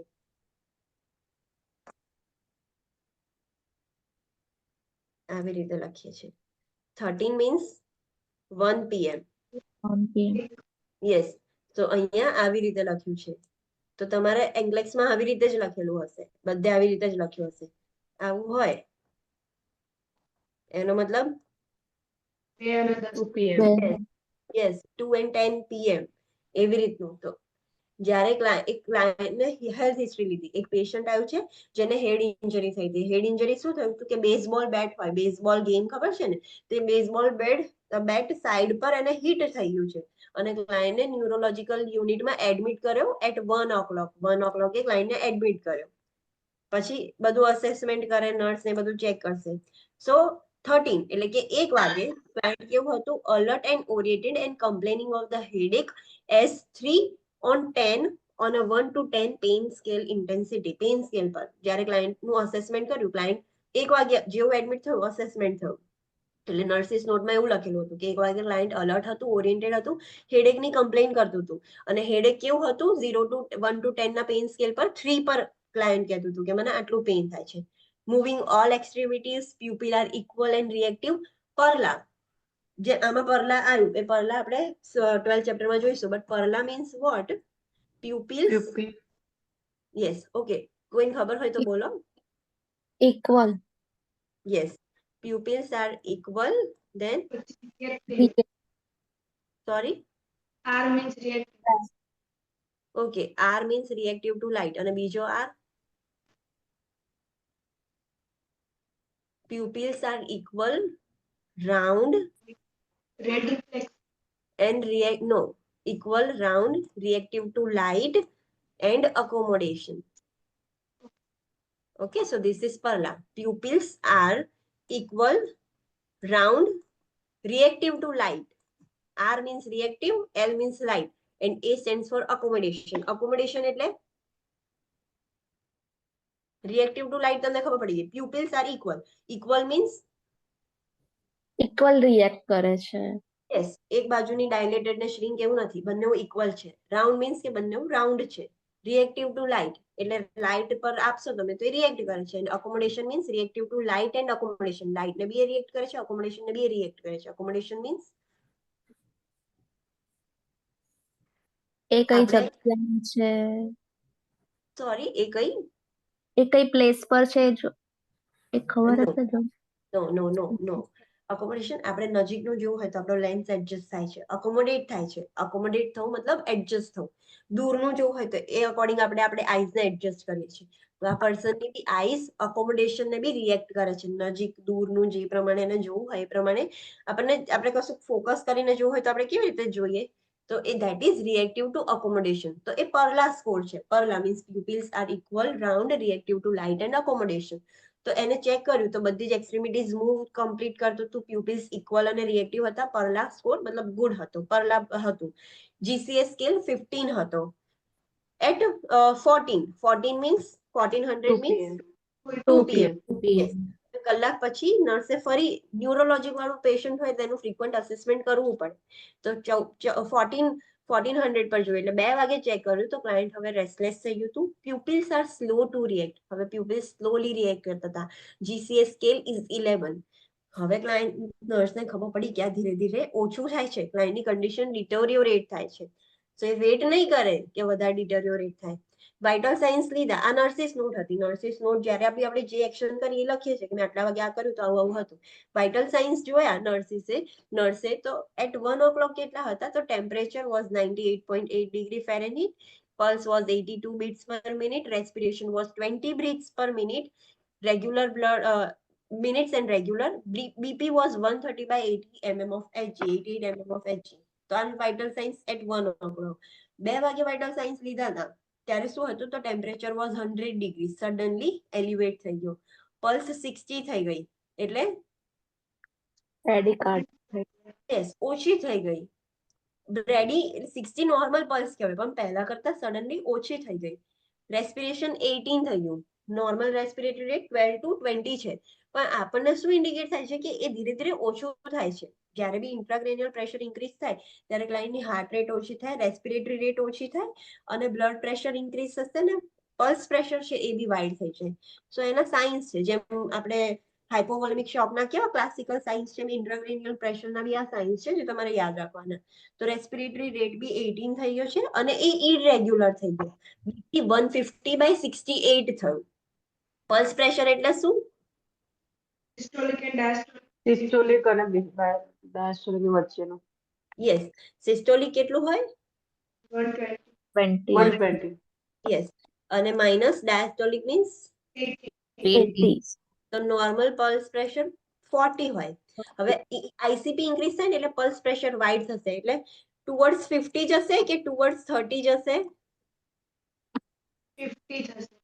યસ. એ પલ્સ પ્રેશર વાઇડ થશે એટલે ઇન્ક્રીઝ થશે. આ બંનેનો ડિફરન્સ વધશે. તો તમે પહેલામાં જો 130/88 હતું. હવે આમાં કેવું થયું, આ તો ઇન્ક્રીઝ થયું અને આ ડિક્રીઝ થયું. તો એનો મતલબ કે પલ્સ પ્રેશર કેવું થયું, વાઇડ થઈ ગયું. 150 - 68 કરશો તો એ બહુ વધારે આવશે. તો પલ્સ પ્રેશર બી વાઇડ થશે. તો આના પરથી નર્સને આઈડેન્ટિફાઈ થશે. The nurse analyzes the clues and notes the changes in the client. The nurse determines that the client's condition has deteriorated and is indicative of increased ICP. નર્સને ખબર પડી કે આ બધા ચેન્જીસ થયા એટલે નર્સને આઈડેન્ટિફાઈ થઈ ગયું કે ઓકે ક્લાયન્ટની કન્ડિશન ખરાબ જાય છે, અત્યારે મારે કશું કરવું પડશે. અને આ શું ઇન્ડિકેટ કરે છે? બ્રેડીકાર્ડિયા, બ્રેડીપનિયા, હાઇપરટેન્શન અને વાઇડ પલ્સ પ્રેશર. એ શું ઇન્ડિકેટ કરે છે? એલિવેટેડ ટેમ્પરેચર, કે ક્લાયન્ટનું ઇન્ટ્રાક્રેનિયલ પ્રેશર ઇન્ક્રીઝ થઈ ગયું છે. ઓકે. હવે બીજા અસેસમેન્ટ ફાઇન્ડિંગ્સ તમને શું જોવા મળશે, તો altered level of consciousness which is the most sensitive and earliest indication of increasing ICP. જેવું ક્લાયન્ટનું ઇન્ટ્રાક્રેનિયલ પ્રેશર ઇન્ક્રીઝ થશે એવું પહેલા કોન્શિયસનેસ પર અફેક્ટ થશે. એ સેન્સિટિવ અર્લીએસ્ટ સાઇન છે. ક્લાયન્ટની કન્ડિશન આઈડેન્ટિફાઈ કરવા માટે બેસ્ટ સાઇન છે લેવલ ઓફ કોન્શિયસનેસ. ક્લાયન્ટને હેડેક થવાનું સ્ટાર્ટ થશે. એબનોર્મલ રેસ્પિરેશન્સ જે આપણે જોયા હતા આગળ ટેબલમાં, ધેટ ઇઝ ધ એબનોર્મલ રેસ્પિરેશન્સ. એ જોવા મળશે. Rise in blood pressure with wide pulse pressure. Blood pressure increase થશે પણ પલ્સ પ્રેશર બી વાઇડ થશે એની જોડે. એટલે સિસ્ટોલિક નોર્મલ રહેશે કાં તો ઓછું થશે, પણ ડાયસ્ટોલિક નોર્મલ રહેશે કાં તો ઓછું થશે, સિસ્ટોલિક ઇન્ક્રીઝ થશે.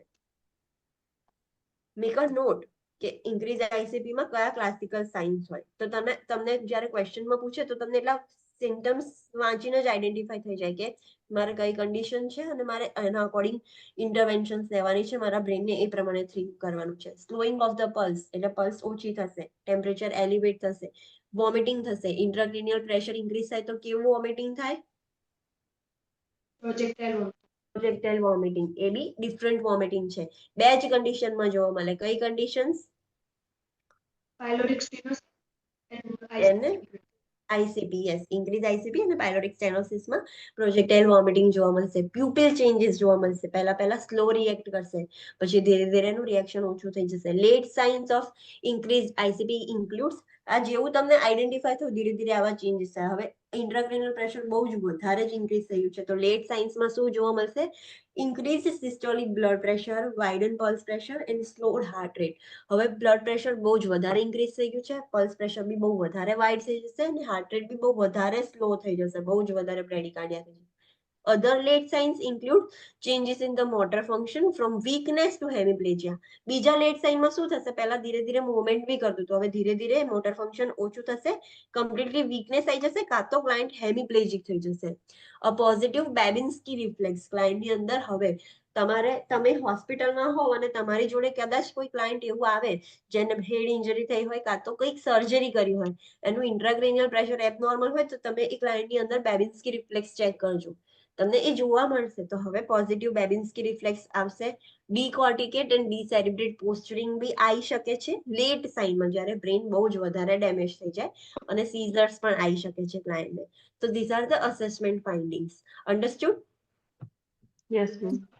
ઓકે, નાવ ઇન્ટરવેન્શન શું કરવાની? ક્લાયન્ટનું ઇન્ટ્રાક્રેનિયલ પ્રેશર ઇન્ક્રીઝ થઈ ગયું છે, તો આપણે શું કરવાનું? તો monitor for respiratory status and prevent hypoxia. Respiratory status ખાસ મોનિટર કરવાનું ને હાઇપોક્સિયા ના થઈ જાય ક્લાયન્ટને, બીકોઝ રેસ્પિરેટરી સેન્ટર્સ બ્રેનમાં છે. Monitor ICP if a pressure device is in place. ICP monitor કરવા માટે એક ડિવાઇસ યુઝ કરવાનું હોય, જે ચેપ્ટર 70 માં છે કે ઇન્ટ્રાક્રેનિયલ પ્રેશર અસેસમેન્ટ કરવા માટે બી એક ડિવાઇસ જેવું હોય. તો એના ઉપર ચેક કરતું રહેવાનું. એમાં જેમ કાર્ડિયક મોનિટર કેવું હોય, તમને આખું પ્રોપર બતાવે, એમ એ જે ડિવાઇસ હોય ને એને તમે ઇન્ટ્રાક્રેનિયલ પ્રેશર બતાવે કે ઓકે આટલું પ્રેશર છે, ઇન્ક્રીઝ ડિક્રીઝ થાય છે, તમે એવું મોનિટર કરી શકો. તો એ મોનિટર કરવાનું. Avoid the administration of morphine sulfate to preventing the occurrence of hypoxia. Morphine sulfate નહીં આપવાનું. Morphine sulfate શું છે? Opioids, sedatives. મતલબ શું કહેવાય કે સ્ટ્રોંગ એનાલ્જેસિક કહીએ છીએ કે જે ક્લાયન્ટને સિડેટ કરી દે, તો એ અવોઇડ કરવાનું. બીકોઝ ક્લાયન્ટ ઓલરેડી અનકોન્શિયસ છે, એના રેસ્પિરેટરી સેન્ટર્સ ઓલરેડી ડેમેજ થયા છે, મતલબ બ્રેઇન ડેમેજ થયું છે, તો વધારે હાઇપોક્સિયા ના થઈ જાય એટલા માટે. Maintain mechanical ventilation as prescribed, maintaining the partial pressure of CO2 to at 30 to 35 mm of Hg, results which will result in vasoconstriction of the cerebral blood vessels, decrease blood flow and therefore decrease ICP. આપણને ખબર છે કે CO2 વધશે તો શું થશે? Blood vessel dilate થશે, compensation. Yes, dilate થશે અને એના લીધે આઈસીપી વધશે. તો આપણે શું કરવાનું? પ્રોપર મિકેનિકલ વેન્ટિલેશન રાખવાનું અને CO2 નું પ્રેશર માપનું રાખવાનું. તો CO2 નું પ્રેશર વધશે નહીં, ઓછું રહેશે, તો વેઝોકોન્સ્ટ્રિક્શન થશે. વેઝોકોન્સ્ટ્રિક્શન થશે એટલે બ્લડ ફ્લો બી બ્રેન તરફ એટલો બધો નહીં જાય વેઝોકોન્સ્ટ્રિક્શન ના લીધે, અને ધેરફોર આપણે આઈસીપી ડિક્રીઝ રાખી શકીશું, વધવા નહીં દઈએ આપણે. Understood? Maintain body temperature, prevent shivering which can increase the ICP. ક્લાયન્ટને શિવરિંગ થશે તો શિવરિંગના લીધે બી બોડી મેટાબોલિક રેટ્સ ઇન્ક્રીઝ કરશે, તો એના લીધે બી આઈસીપી ઇન્ક્રીઝ થઈ શકે છે. ડિક્રીઝ એન્વાયરમેન્ટલ સ્ટિમ્યુલાઈ, જ્યારે બી ન્યુરોલોજીક વાળું ક્લાયન્ટ હોય ત્યારે એન્વાયરમેન્ટલ સ્ટિમ્યુલાઈ ઓછી રાખવાની, નોઇઝ, લાઇટ એ બધું બહુ નહીં રાખવાનું. Monitor electrolyte levels and acid base balance. CO2 અને O2 એબનોર્મલ થશે તો એસિડ બેઝ બેલેન્સનું બી ચેક કરવું પડશે. Monitor intake and output, limit fluid intake to 1200 ml per day. Fluid intake બી લિમિટ કરવો પડશે, બીકોઝ એક્સ્ટ્રા ફ્લુઇડ જશે તો કદાચ એ ઇન્ટ્રાક્રેનિયલ પ્રેશર ઇન્ક્રીઝ કરી શકે છે. Instruct the client to avoid straining activities such as coughing and sneezing. Straining activity, stress નહીં કરવાનો કે જેથી પ્રેશર ઓર ઇન્ક્રીઝ થાય.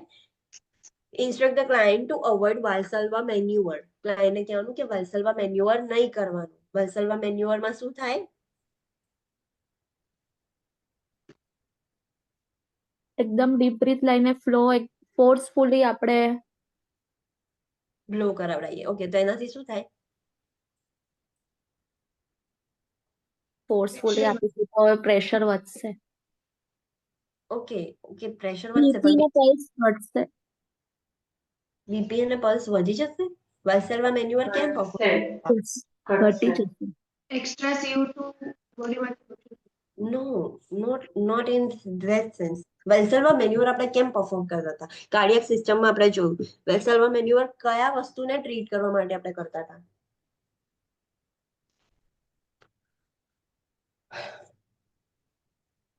આ તો આપણે ભણી ગયા છે, તો તમારે જ આન્સર આપવો પડશે. ચાલો, વેલ્સેલ્વા મેન્યુઅર આપણે કેમ પરફોર્મ કરીએ? શું વસ્તુને, કઈ વસ્તુ એબનોર્મલ થઈ ગઈ છે અને ટ્રીટ કરવા માટે, નોર્મલાઇઝ કરવા માટે આપણે વેલ્સેલ્વા મેન્યુઅર કરીએ? ડિસરિધમિયા, ડિસરિથમિયા. કયું ડિસરિથમિયા હશે? વેન્ટ્રિક્યુલર ટેકીકાર્ડિયા. યસ. તો ટેકીકાર્ડિયાને ટ્રીટ કરવા માટે વેલ્સેલ્વા મેન્યુઅર કરીએ છીએ. તો ટેકીકાર્ડિયામાંથી શું કન્વર્ટ થઈ જાય વેલ્સેલ્વા મેન્યુઅર કરીએ તો? હાર્ટ રેટ ઓછા થઈ જશે. યસ. તો ક્લાયન્ટ ઓલરેડી બ્રેડીકાર્ડિયા વાળું છે, અત્યારે એની હાર્ટ રેટ ઓછી છે, તમે વેલ્સેલ્વા મેન્યુઅર પેશન્ટ ખુદ કરશે, મતલબ કશું કામ બ્લો કરશે કે ગમે તે કરશે તો એની હાર્ટ રેટ ઓર ડ્રોપ થઈ જશે. ધેટ્સ વાય આપણે વેલ્સેલ્વા મેન્યુઅર ક્લાયન્ટને કહેવું કે અવોઇડ કરવાનું. For the client with increase ICP, elevate the head of the bed 30 to 40 degrees. Avoid Trendelenburg position and prevent the flexion of neck and hip. Head elevate કરવાનું. કેમ elevate કરવાનું? ICP increase હોય તો, જે બી ક્લાયન્ટનું ICP increase થઈ ગયું હોય તો એનું હેડ એલિવેટ કરવાનું. કેમ એલિવેટ કરવાનું? કેમ કે જે મતલબ આપણે હેડ એલિવેટ કરીએ તો ગ્રેવિટીના લીધે બધું નીચે આવી શકે.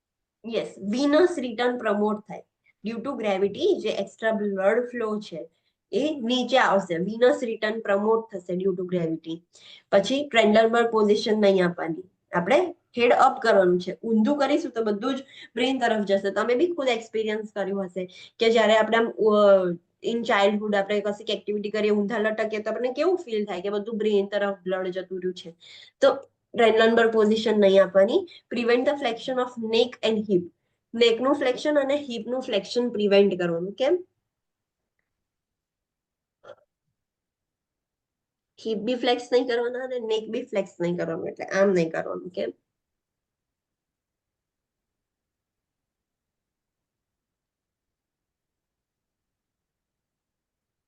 સ્પાઇનલ કોર્ડમાં કઈ પ્રોબ્લેમ થશે? નો, આપણે વિનસ રિટર્ન પ્રમોટ કરવાનું છે. હવે ક્લાયન્ટનું નેક ફ્લેક્સ થઈ જશે તો વિનસ રિટર્ન બ્લોક થઈ જશે. વિનસ રિટર્ન જે પ્રોપર છે એ થશે નહીં. Same with the hips. Hips flex કરી દઈશું તો એ વિનસ રિટર્ન જે ગ્રેવિટીના લીધે જે નીચે જવું જોઈએ એ નહીં જાય, વચ્ચે ફ્લેક્શન થઈ ગયું છે. તો એટલા માટે અવોઇડ કરવાનું. જ્યારે આપણે ફિમોરલ આર્ટરી પંચર કરીએ ત્યારે બી આપણે ફ્લેક્શન અવોઇડ કરીએ છીએ કે એ વસ્તુ નીચે નહીં જાય, તો એમાં આર્ટેરિયલ બ્લડ ફ્લો આપણે જવા દેવાનું છે. તો ફ્લેક્સ કરી દઈશું તો આર્ટેરિયલ બ્લડ ફ્લો નહીં જાય. અત્યારે આપણે વિનસ રિટર્ન કરવાનું છે તો એને બી ફ્લેક્સ કરી દઈશું તો વિનસ રિટર્ન બી નીચેની તરફ નહીં જાય. That's why we have to avoid the flexion of neck and hips. Medication, જ્યારે ઇન્ટ્રાક્રેનિયલ પ્રેશર ઇન્ક્રીઝ થઈ જાય તો કઈ મેડિકેશન આપવાની? તો એન્ટી સીઝર્સ આપવાના. Seizures increases the metabolic requirement and cerebral blood flow and volume, thus increasing the intracranial pressure. ક્લાયન્ટને જો scissors આવે તો મેટાબોલિક ડિમાન્ડ ઇન્ક્રીઝ થઈ જશે બ્રેનમાં. ક્લાયન્ટને કામ, એ બ્રેનને વધારે પછી બ્લડની જરૂર પડશે. તો વધારે સીઝર્સ આવશે એટલે વધારે બ્લડ ફ્લો અને વોલ્યુમ ત્યાં વધશે. તો અગેન પાછું એના લીધે આઈસીપી ઇન્ક્રીઝ થશે. તો આપણે પ્રિવેન્ટિવ મેજર તરીકે આપીશું. ક્લાયન્ટનું ઇન્ટ્રાક્રેનિયલ પ્રેશર ઇન્ક્રીઝ થાય એટલે સીઝર્સ આવવાના રિસ્ક 90% ઇન્ક્રીઝ થઈ જાય. તો આપણે સીઝર્સ નથી આવવા દેવાના. તો એઝ અ પ્રોફાઇલેક્ટિક પ્રિવેન્ટિવ મેજર તરીકે આપણે એન્ટી સીઝર્સ આપી જ દેવાના કે સીઝર્સ આવે જ નહીં. સીઝર્સ આવશે તો હજુ વધારે પ્રોબ્લેમ થશે. તો medications may be given prophylactically to prevent the seizures. Seizures treat કરવા નહીં, સીઝર્સ પ્રિવેન્ટ કરવા માટે આપણે એન્ટી સીઝર્સ આપીએ છીએ. એન્ટીપાયરેટિક્સ એન્ડ મસલ રિલેક્સન્સ, ટેમ્પરેચર રિડ્યુસ કરવા માટે. અગર ટેમ્પરેચર ઇન્ક્રીઝ થશે તો આપણે બોડીમાં મેટાબોલિઝમ બી ઇન્ક્રીઝ થાય. મેટાબોલિઝમ ઇન્ક્રીઝ થાય એટલે બધું જ બ્રેનને વધારે ફંક્શન કરવું પડે, બધું જ ઇન્ક્રીઝ થશે. તો આપણે અત્યારે બોડીને રિલેક્સ કરવાનું છે. તો ટેમ્પરેચર એટલા માટે આપણે રિડ્યુસ કરીશું that it decrease the metabolism, cerebral blood flow and thus ICP બી ઓછું થશે. બ્રેનને બહુ ફંક્શન કરવાની જરૂર નહીં પડે. તો બ્લડ ફ્લો બી બ્રેન સુધી એટલો બધો નહીં જાય, મતલબ આપણે ઓછો કરીશું. આઈસીપી આપણે ઓછું રાખી શકીએ. Antipyretics prevents the temperature elevations muscle relaxants prevent the shivering. Muscle shiver થશે તો એના લીધે બી મેટાબોલિક ડિમાન્ડ ઇન્ક્રીઝ થાય બોડીમાં. તો આપણે મસલ રિલેક્સ કરીશું તો મસલ્સ બી શિવરિંગ નહીં કરે. બ્લડ પ્રેશર મેડિકેશન્સ આપવાની. Blood pressure medications may be required to maintain the cerebral perfusion at normal level. Blood pressure બહુ ઇન્ક્રીઝ થઈ જશે કે બ્લડ પ્રેશર બહુ ડિક્રીઝ થઈ જશે, પ્રોબ્લેમેટિક રહેશે. તો બ્લડ પ્રેશરને નોર્મલ લેવલ પર રાખવા માટે એન્ટી હાઇપરટેન્સિવ આલવાના, બીકોઝ આમાં પ્રેશર ઇન્ક્રીઝ થાય છે. Notify the PHCP if the blood pressure range is lower than 100 or higher than 150 mm of Hg. ઓછું થશે તો બ્લડ ટિશ્યુ પરફ્યુઝન નહીં થાય. આપણે આગળ બધે જોયું કે આપણે બ્લડ ફ્લો ઓછો કરવાનો છે. ઓછો કરવાનો છે એટલે કે નોર્મલ રાખવાનો છે. કમ્પ્લીટલી જે જોઈએ એના કરતા ઓછો નથી કરવાનો. સો આપણે બીપીને મેન્ટેન રાખવાનું છે. તમે એન્ટી હાઇપરટેન્સિવ આપ્યા હાઇપરટેન્શન ટ્રીટ કરવા માટે, પણ બહુ ઓછું નથી જાય એ ધ્યાન રાખવાનું. એટલે 100 થી ઓછું થાય કાં તો 150 કરતા વધી જાય તો તરત જ PHCP ને નોટિફાઈ કરવાનું. 100 કરતા ઓછું થઈ જશે તો ટિશ્યુ પરફ્યુઝન નહીં થાય બ્રેઇન સુધી.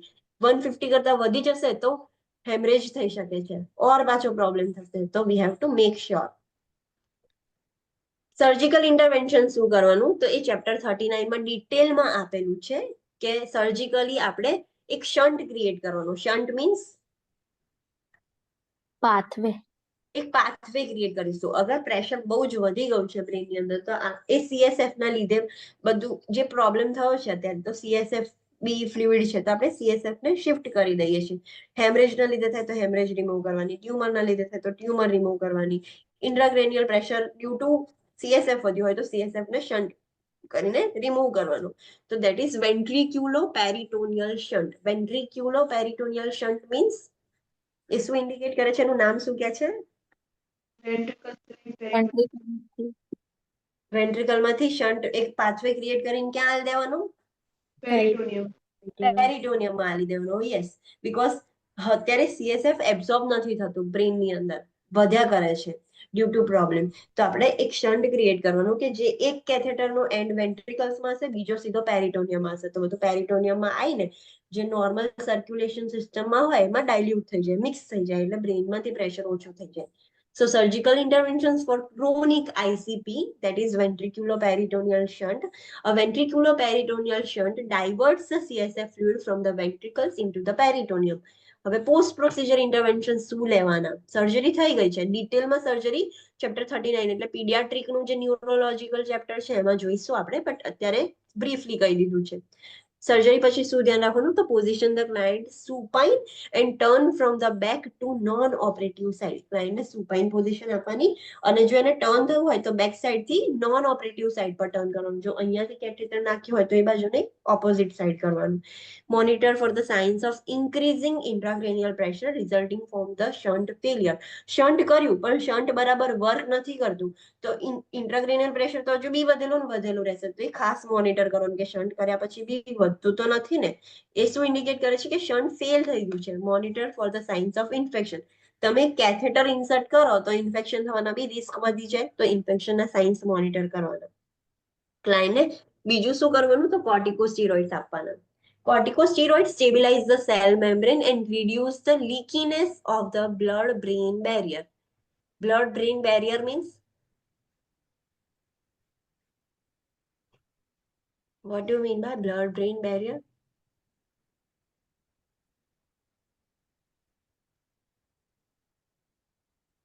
એના નામથી જ ખબર પડે છે, blood-brain barrier.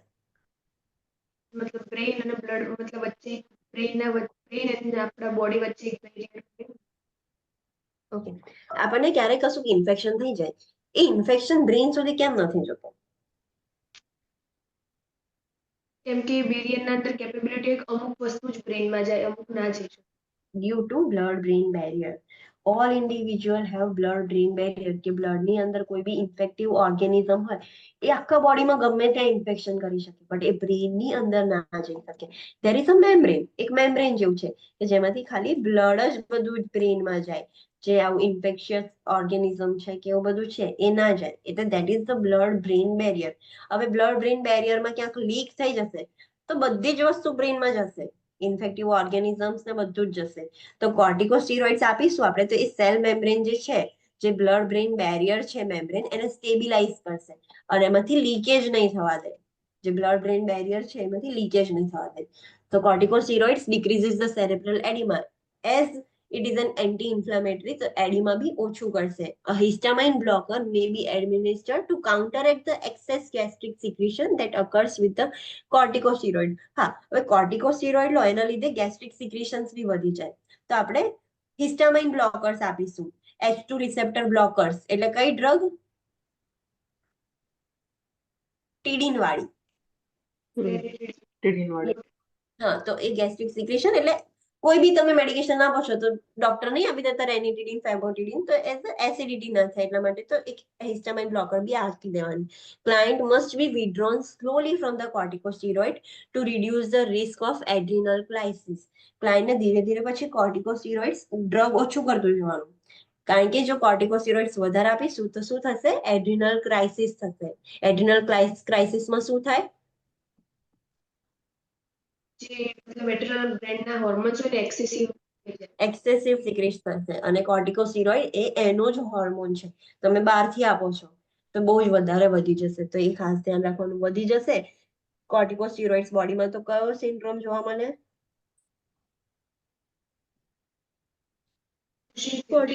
એડ્રિનલ ગ્લેન્ડ બહુ જ વધારે હાઇપર ફંક્શનિંગ થઈ જાય એડ્રિનલ ગ્લેન્ડ, તો કયો સિન્ડ્રોમ થશે? કુશિંગ સિન્ડ્રોમ. કુશિંગ સિન્ડ્રોમ. યસ. તો બધું યાદ રાખવાનું, એકની જોડે બીજું ઇન્ટરલિંક કરવાનું. ઇન્ટ્રાવિનસ ફ્લુઇડ્સ આપણે બીજું શું ધ્યાન રાખવાનું? આઈવી ફ્લુઇડ્સ ના રિલેટેડ. તો fluids are administered IV via an infusion pump to control the amount of administered. Infusion પંપથી આઈવી ફ્લુઇડ આપવાનું, બીકોઝ આપણે બોડીમાં ફ્લુઇડ વધારવાનું નથી અત્યારે. સો ઇન્ફ્યુઝન પંપથી કંટ્રોલ્ડ અમાઉન્ટ આપણે આઈવી ફ્લુઇડ આપી શકીએ, એ ધ્યાન રાખવાનું. Infusions are monitored closely because of the risk of promoting additional cerebral oedema and fluid overload. Infusion જે આપણે આપીએ છીએ આઈવી ફ્લુઇડ થ્રુ ઇન્ફ્યુઝન, એ બી ખાસ મોનિટર કરવાનું, બીકોઝ વધારે આપી દઈશું પેશન્ટને તો ફ્લુઇડ ઓવરલોડ થઈ જશે ને એના લીધે સેરેબ્રલ એડિમા થઈ જશે. અગેન એ પ્રોબ્લેમ ક્રિએટ કરશે. દેન હાઇપર ઓસ્મોટિક એજન્ટ આપીશું, that is osmotic diuretic. A hyperosmotic agent increases the intravascular pressure by drawing the fluid from the interstitial spaces and from the brain cells.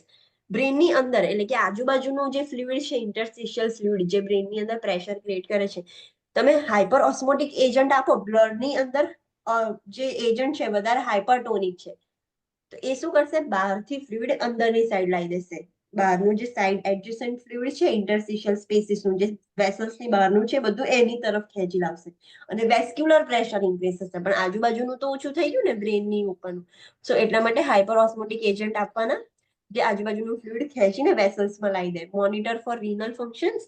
Osmotic diuretics આપો છો પણ Rinal function જ proper ના હોય તો એ જોઈ લેવાનું ખાસ. અને ઓસ્મોટિક ડાયુરેટિક્સ આપશો એટલે ડાયુરેસિસ તો થશે જ, એ બધું જ બ્લડ વેસલ્સ ની અંદર શું થશે? આજુબાજુનું ફ્લુઇડ બધું ખેંચીને બ્લડ વેસલ્સમાં આવશે ને, બધું જ યુરિન થ્રુ બહાર નીકાળી દેશે બોડીમાંથી. એટલે અગેન બોડીની અંદરથી પ્રેશર ઓછું થઈ જશે. ઓસ્મોટિક ડાયુરેટિક કયું છે? મેનિટોલ. મેનિટોલ. યસ. તો જ્યારે ઇન્ટ્રાક્રેનિયલ પ્રેશર ઇન્ક્રીઝ થઈ જાય ત્યારે બી મેનિટોલ આપે, અને ઇન્ટ્રાઓક્યુલર પ્રેશર ઇન્ક્રીઝ થાય ત્યારે પણ મેનિટોલ જ આપે. Yes. So mannitol is the drug of choice in increased intracranial pressure. Remember that. Okay, let's take 5 minute break. પછી આપણે હાઇપરથર્મિયા સ્ટાર્ટ કરીએ. ન્યુરોલોજીકલ ચેપ્ટર એક તો લેન્ધી છે ને એમાં બી એક્સપ્લેન કરવામાં બહુ વાર લાગે છે. Let's take 5 minutes. Normal ICP level કેટલું હોય? Normal ICP level, I forgot it. Between હમણાં જ આપણે જોયું હતું 125. No, I will tell you કેટલું હોય. Just a minute. Wait. Okay.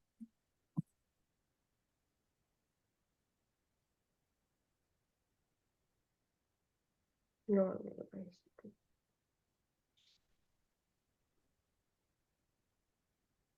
Okay, જે આપણે જોયું હતું એ પ્રેશર હતું. નોર્મલ આઈસીપી જે એડલ્ટ હોય એમને માટે 7 to 15, અને એ રેન્જ થઈ શકે છે, મતલબ થોડુંક આગુ પાછું થઈ શકે છે, પણ એનાથી વધારે ઇન્ક્રીઝ ના થવું જોઈએ. Okay ma'am, Yeah. Thank you. Yeah, thank you. Okay, so let's take 5 minute break અને પછી આપણે સ્ટાર્ટ કરીએ. Okay.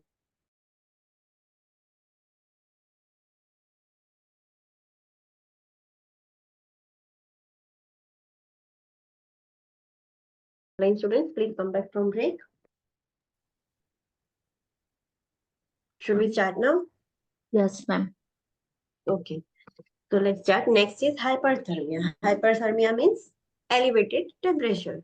So temperature higher than 105 degree Fahrenheit, that is 40.6 degrees Celsius, which increases the cerebral metabolism and increases the risk of hypoxia.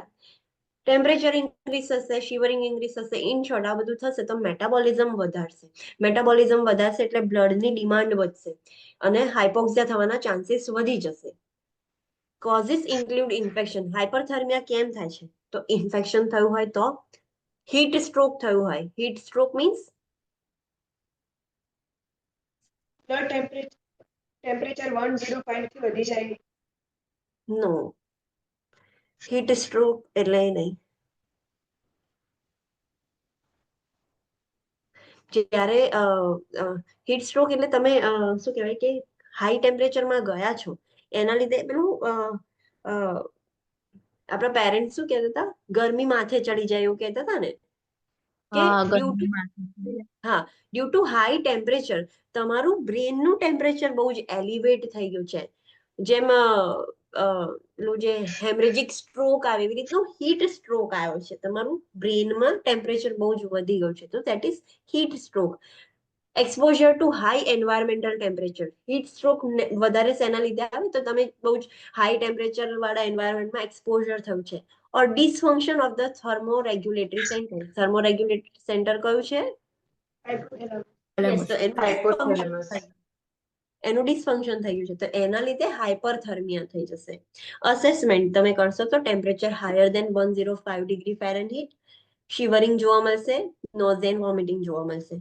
Intervention શું કરવાના આપણે? તો maintain અ patent એરવે. એરવે ખાસ આપણે મેન્ટેન કરવાનું કે બ્રેનમાં કશું થયું છે તો એરવે ડેમેજ ના થવો જોઈએ. Initiate seizures precaution. સીઝર્સ ના આવી જાય ખાસ ધ્યાન રાખવાનું.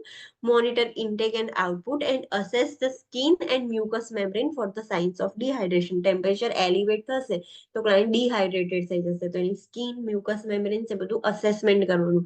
ડિહાઇડ્રેટેડ તો નથી થઈ ગયું ને, તો એ ચેક કરવાનું. Monitor lung sounds, monitor for dysrhythmias, assess peripheral pulses for systemic blood flow, induced normothermia with fluids, cool bath, fan or hypothermia blanket. તમે આઈવી ફ્લુઇડ આપો તો બી ફ્લુઇડથી બી એ ટેમ્પરેચર ઓછું થઈ શકે.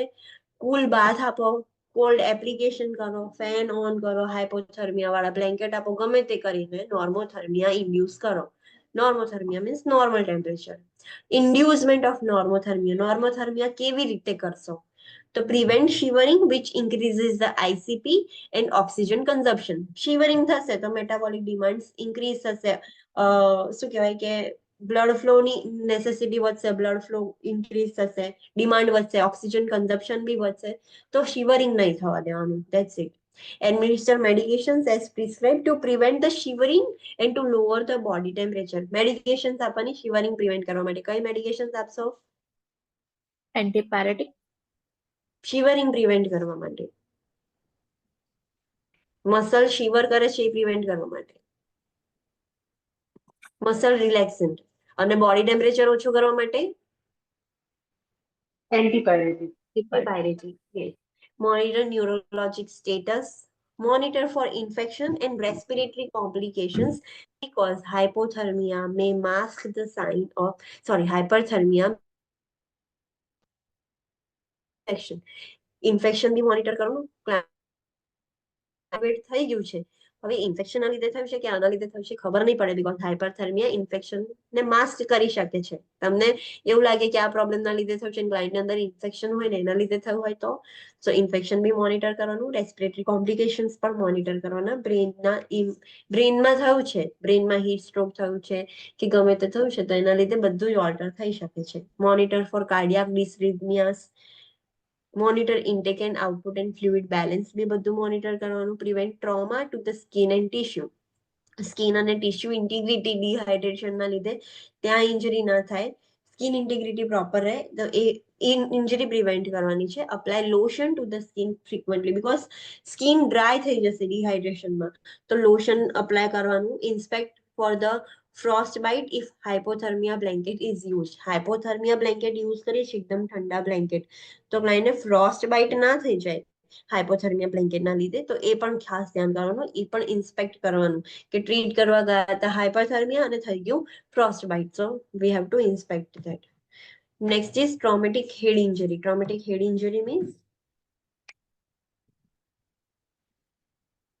હેડમાં ઇન્જરી થઈ છે ને એના લીધે ટ્રોમા થઈ. યસ, ટ્રોમા એટલે કે ઇન્જરી, તો ટ્રોમેટિક હેડ ઇન્જરી થઈ છે. તો head injury is the trauma. Trauma એટલે કાઇન્ડ ઓફ ઇન્જરી જ કહેવાય, પણ ક્યાં થયું છે? હેડ ઇન્જરી થાય એટલે trauma to the skull resulting in the mild to extensive damage to the brain.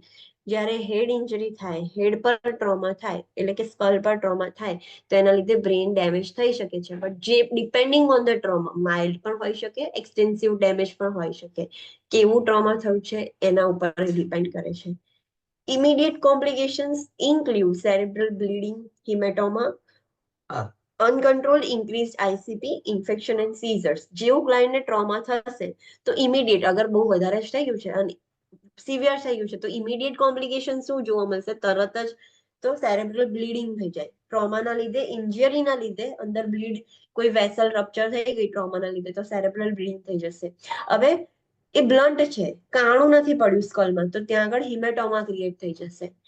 Uncontrol increase ICP. ICP એટલું અનકન્ટ્રોલેબલી વધી જશે, ઇન્ફેક્શન થવાના ચાન્સીસ છે, સીઝર્સ પણ આવશે.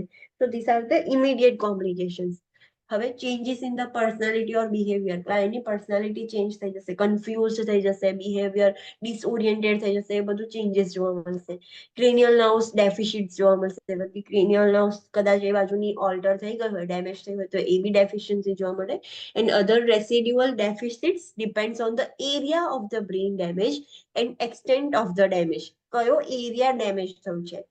બ્રોકા એરિયા ડેમેજ થયો છે, વર્નિક્સ એરિયા ડેમેજ થયો છે, ને depending on the area of damage તમને બીજા રેસિડ્યુઅલ ડેફિસિટ્સ, એ સ્પેસિફિક ડેફિસિટ્સ બી જોવા મળશે. કેટલી હદ સુધી ડેમેજ થાય છે એના અકોર્ડિંગ એ ડેફિશિયન્સીસ જોવા મળશે. This is about traumatic head injury. હવે ટાઈપ્સ ઓફ હેડ ઇન્જરી. તો પહેલા તો ઓપન અને ક્લોઝ. ઓપન એટલે કેવું? બે ટાઈપ છે મેજરલી, ઓપન ઇન્જરી અને ક્લોઝ ઇન્જરી. ઓપન ઇન્જરી એટલે શું? કટ થઈને બહારથી અંદરની સાઈડ સુધી જે ડેમેજ થયું હોય તે. યસ, કશીક એવી ઇન્જરી થઈ કે જેના લીધે ઓપનિંગ થઈ ગયું, સ્કલ કમ્પ્લીટલી ક્લોઝ કેવિટી છે, બટ કશો કોન્ટેક્ટ થઈ ગયો, ઓપન થઈ ગયું છે સ્કલ, તો that is open injury. Scalp laceration. Laceration મતલબ આખું છોલાઈ ગયું છે. Fracture in the skull. Fracture થયું છે, પણ કેવું ફ્રેક્ચર કે આખું ઓપન થઈ ગયું છે. Interruption of the dura mater. સ્કલની અંદર કયું લેયર છે? First meningeal layer, dura layer. તો હવે ઇન્જરી એટલી સુધી છે કે ડ્યુરા લેયર સુધી પહોંચી ગઈ છે, એટલે સ્કલ તો ઓપન થઈ ગયું, તો that is open head injury. Close head ઇન્જરીમાં શું હોય? તો first is concussion, second is contusions, અને ત્રીજું છે ફ્રેક્ચર. ફ્રેક્ચર એટલે ફ્રેક્ચર થયું છે પણ હવે ઓપન નથી થયું, લાઈક ક્રેક પડી ગઈ છે કે એવું કશું થયું છે, ઓપન નથી થઈ ગયું, સો એવું ફ્રેક્ચર છે. અને કોન્ક્યુઝન અને કોન્ટ્યુશન છે. What is concussion and what is contusion? Tell me.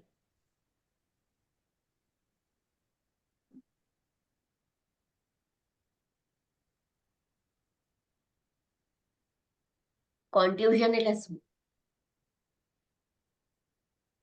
કોન્ટ્યુશન brain ક્યાંક ખરેખર અથડાય છે, પછી અંદરના અંદર બ્રેનના કોઈ પાર્ટ એકબીજા જોડે ઇન્જરી થાય, એને શું કહેવાય? કન્ફ્યુઝન. મેં તમને પૂછ્યું, મને તમે પૂછો છો સામે. કોન્ક્યુઝન સોરી નહીં, બટ હું ખાલી કહું છું કે એને કોન્ક્યુઝન કહેવાશે કે કોન્ટ્યુશન કહેવાશે? મને કહો તો ખરા. કન્ફ્યુઝન. કોન્ટ્યુઝન. ઓકે, એટલે કોન્ટ્યુશન આપણે ઓલરેડી સ્ટડી કર્યું છે. ક્યાં સ્ટડી કર્યું છે? હાઈફેમાં. પછી બીજું શું હતું? કોન્ટ્યુશન્સ. તો કોન્ટ્યુશન એટલે શું? તમને એના પરથી રિલેટ કરો. ટિશ્યુમાં ઇન્જરી. ઓકે, ક્લાયન્ટને હેડ ઇન્જરી થઈ, હેડ ઇન્જરી થઈ, કશું ઓપન નથી થઈ ગયું, સ્કલ બ્રેન બધું એમનું એમ જ છે, પણ જોરથી ક્લાયન્ટ પછડાયું છે, તો ત્યાં આગળ માઇક્રોવેસ્ક્યુલર્સ બીનીથ ધ સ્કિન બ્લીડિંગ થશે, તો સ્કિન કેવી થઈ જશે? ત્યાં રેડ. રેડ બ્લુઇશ ડિસ્કલરેશન એવું જોવા મળશે. તો દેટ ઇઝ કોન્ટ્યુઝન. કોન્ટ્યુઝન ગમે ત્યાં થાય, બધે કોન્ટ્યુઝન જ કહેવાય. કાન આગળ થાય, આંખ આગળ થાય, હાથ પર થાય. તમે થયું હશે બેઠો માળ વાગે, પછડાવ તમે તો એટલો એરિયા બ્લેક થઈ જાય, કાળો કાળો થઈ જાય, બીકોઝ ત્યાં અંદર Yes. માઇક્રો વેસલ્સ ડેમેજ થઈ ગઈ છે. તો કોન્ટ્યુઝન તો બધે થઈ શકે, ગમે ત્યાં થાય એને કોન્ટ્યુઝન જ કહેવાય. તો હેડમાં થયું છે તો હેડમાં કોન્ટ્યુઝન જોવા મળે. નાવ કોન્ક્યુઝન. કોન્ક્યુઝન એટલે શું?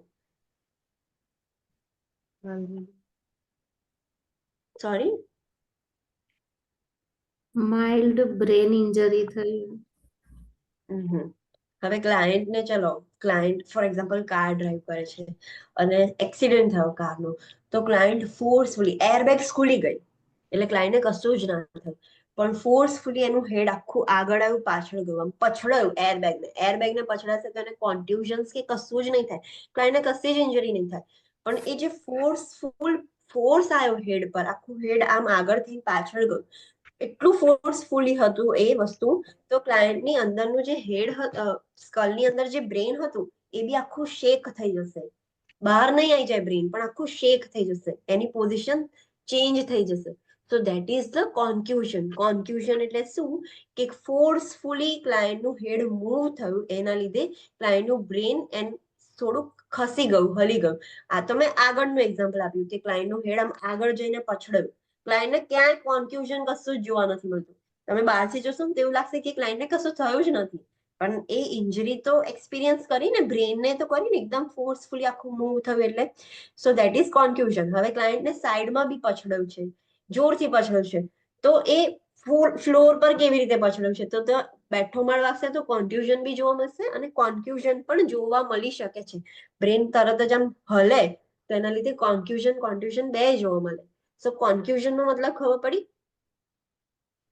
જ્યારે અંદર સ્કલ પર બહાર કશું જ નથી, જ્યારે અંદરનો સ્કલનો અંદરનો પોર્શન જે બ્રેન છે એ આખું ડિસ્પ્લેસ થાય, મૂવ થાય, તો એને કોન્ફ્યુઝન કહેવાય. એના લીધે બી બ્રેનમાં તો ડેમેજ થશે ને, બ્રેન આખું હલે, શેક થઈ જાય, તો એનું ફંક્શનમાં ચેન્જીસ થઈ જાય એના, તો દેટ ઇઝ કોન્ફ્યુઝન.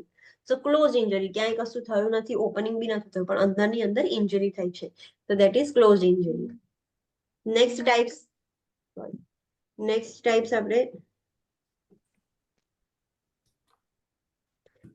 આપણે જોઈએ તો first confusion. Confusion is the jarring of the brain within the skull. There may or may not be loss of consciousness. Jarring એટલે આખું હલી ગયું છે અંદરનું બ્રેન, સ્કલની અંદર આખું બ્રેન હલી ગયું છે. સો એ ઇન્જરીમાં જરૂરી નથી કે કોન્શિયસનેસ લોસ થશે. બહુ મિનિમલ જેરિંગ થયું હશે તો કોન્શિયસનેસ લોસ નહીં થાય, પણ બહુ વધારે જ આખું શેક થઈ ગયું હોય, 2-3 વખત આમ પછડાય, કશું થાય નહીં ક્લાયન્ટને પણ પછડાય, તો કોન્શિયસનેસ બી જઈ શકે છે. Next is કોન્ટ્યુઝન. કોન્ટ્યુઝન એટલે કે બ્રુસિંગ ટાઈપ ઓફ ઇન્જરી, એને કોન્ટ્યુઝન કહેવાય. To the brain tissue, brain ટિશ્યુમાં બ્રુસિંગ થઈ ગયું છે તો કોન્ટ્યુઝન્સ જોવા મળશે. Contusions may occur with other neurological injuries such as with subdural or extradural collection of the blood. Contusions બીજી ઇન્જરીની જોડે જોડે બી થઈ શકે. પછડાશે તો કોન્ટ્યુઝન તો થશે, પણ એની સાથે સાથે બીજી પણ ઇન્જરી થઈ શકે છે, લાઈક સબડ્યુરલ. સબડ્યુરલ એટલે સબડ્યુરલ મીન્સ સબએરેક્નોઇડ. સબએરેક્નોઇડ એટલે શું હતું? એરેક્નોડ અને પાયામીટરની વચ્ચેની સ્પેસ. હા, તો એરેક્નોઇડના નીચેનું, તો સબડ્યુરલ મીન્સ ડ્યુરલના નીચેનું, એરેક્નોડની વચ્ચે. યસ. તો સબડ્યુરલ સ્પેસીસમાં ક્લાયન્ટ પછડાયું છે જોરથી, ઇન્જરી થઈ ગઈ છે, તો ચાન્સીસ છે કે બ્લડ ત્યાં બી હિમેટોમા થઈ જશે સબડ્યુરલ સ્પેસીસમાં, ઓર એક્સ્ટ્રાડ્યુરલ. ડ્યુરલ સ્કલ અને ડ્યુરા મેટરની વચ્ચે, એટલે એ એક્સ્ટ્રાડ્યુરલ કહેવાય, અને ડ્યુરા અને એરેક્નોઇડ મેટરની વચ્ચે થાય તો સબડ્યુરલ સ્પેસીસ કહેવાય. તો ક્લાયન્ટ પછડાયો છે તો કોન્ટ્યુઝન્સ તો જોવા મળ્યું છે, એની સાથે સાથે બીજી બી ઇન્જરીઝ થઈ છે, દેટ ઇઝ હિમેટોમા, બ્લડ કલેક્શન થયું છે સબડ્યુરલ ઓર એક્સ્ટ્રાડ્યુરલ સ્પેસીસમાં. સ્કલ ફ્રેક્ચર્સ. સ્કલ ફ્રેક્ચર્સમાં કેટલા ટાઈપ્સના સ્કલ ફ્રેક્ચર હોય? તો લિનિયર. લિનિયર એટલે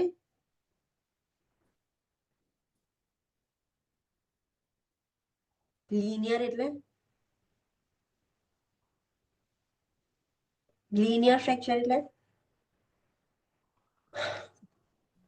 ક્લાયન્ટને ક્રેક થઈ ગઈ છે, છૂટું નથી પડી ગયું, ખાલી ક્રેક થઈ છે સ્કલમાં. એટલી જોરથી ઇન્જરી થઈ છે કે સ્કલ ક્રેક થયું છે, આખી તિરાડ પડી ગઈ છે. That is linear fracture. Depressed fracture means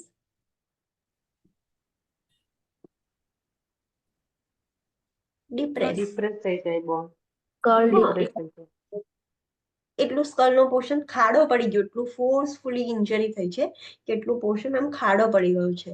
compound fracture એટલે છૂટું પડી જાય. પડી છે.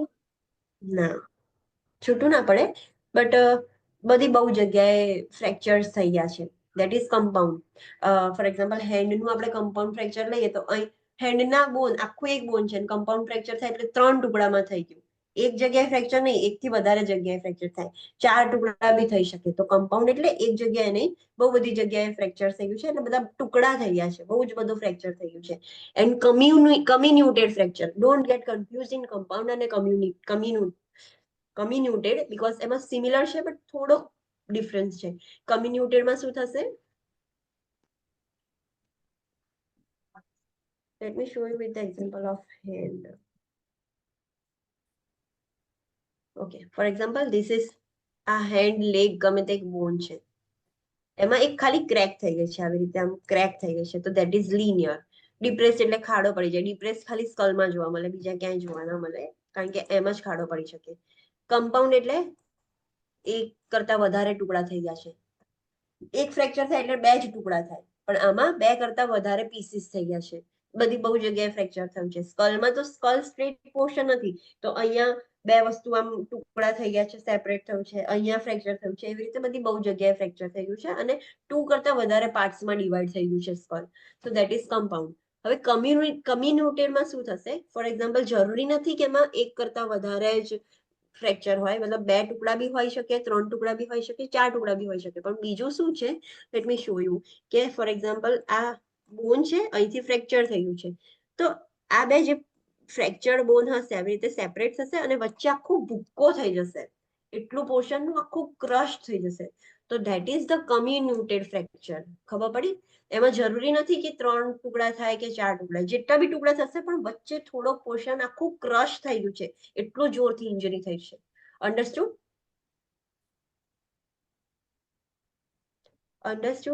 Yes ma'am. એટલે મેમ એમાં યસ બોન્ડ પણ મેમ. તૂટે અને જોડે જોડે ક્રશ પણ થાય. હા, ફ્રેક્ચર તો થઈ ગયું છે, ઓકે. બોન્સ તો સેપરેટ થયા છે, પણ જ્યાંથી ફ્રેક્ચર થયું છે એટલો પોર્શન આખો ભૂક્કો થઈ ગયો છે. ઓકે. યસ. Yes ma'am. એક કામ કરો, ગૂગલ પર લખો types of fracture right now. Types of fracture એવું સર્ચ કરો અને એના ઇમેજીસ જુઓ, તો તમને બધા જ બતાવશે. Greenstick, linear, spiral, comminuted, compound, બધા ફ્રેક્ચર બતાવશે. તો તમે એમાં આઈડેન્ટિફાઈ કરી શકશો કે કમ્યુન્યુટેડમાં શું કહેવા માંગે છે, કમ્પાઉન્ડમાં શું કહેવા માંગે છે. બહુ બધું ક્રશ યસ થઈ મેમ. ગયેલું બધા. યસ. તો એ એટલા પોર્શનનો મતલબ આખું એક સેપરેટ તો થઈ ગયું ફ્રેક્ચર, પણ જે ત્યાંથી સેપરેટ થયું છે ત્યાં ભૂક્કો થઈ ગયો છે, બહુ જ ટુકડા થઈ ગયા છે નાના નાના. That is comminuted fracture. હવે epidural હિમેટોમા means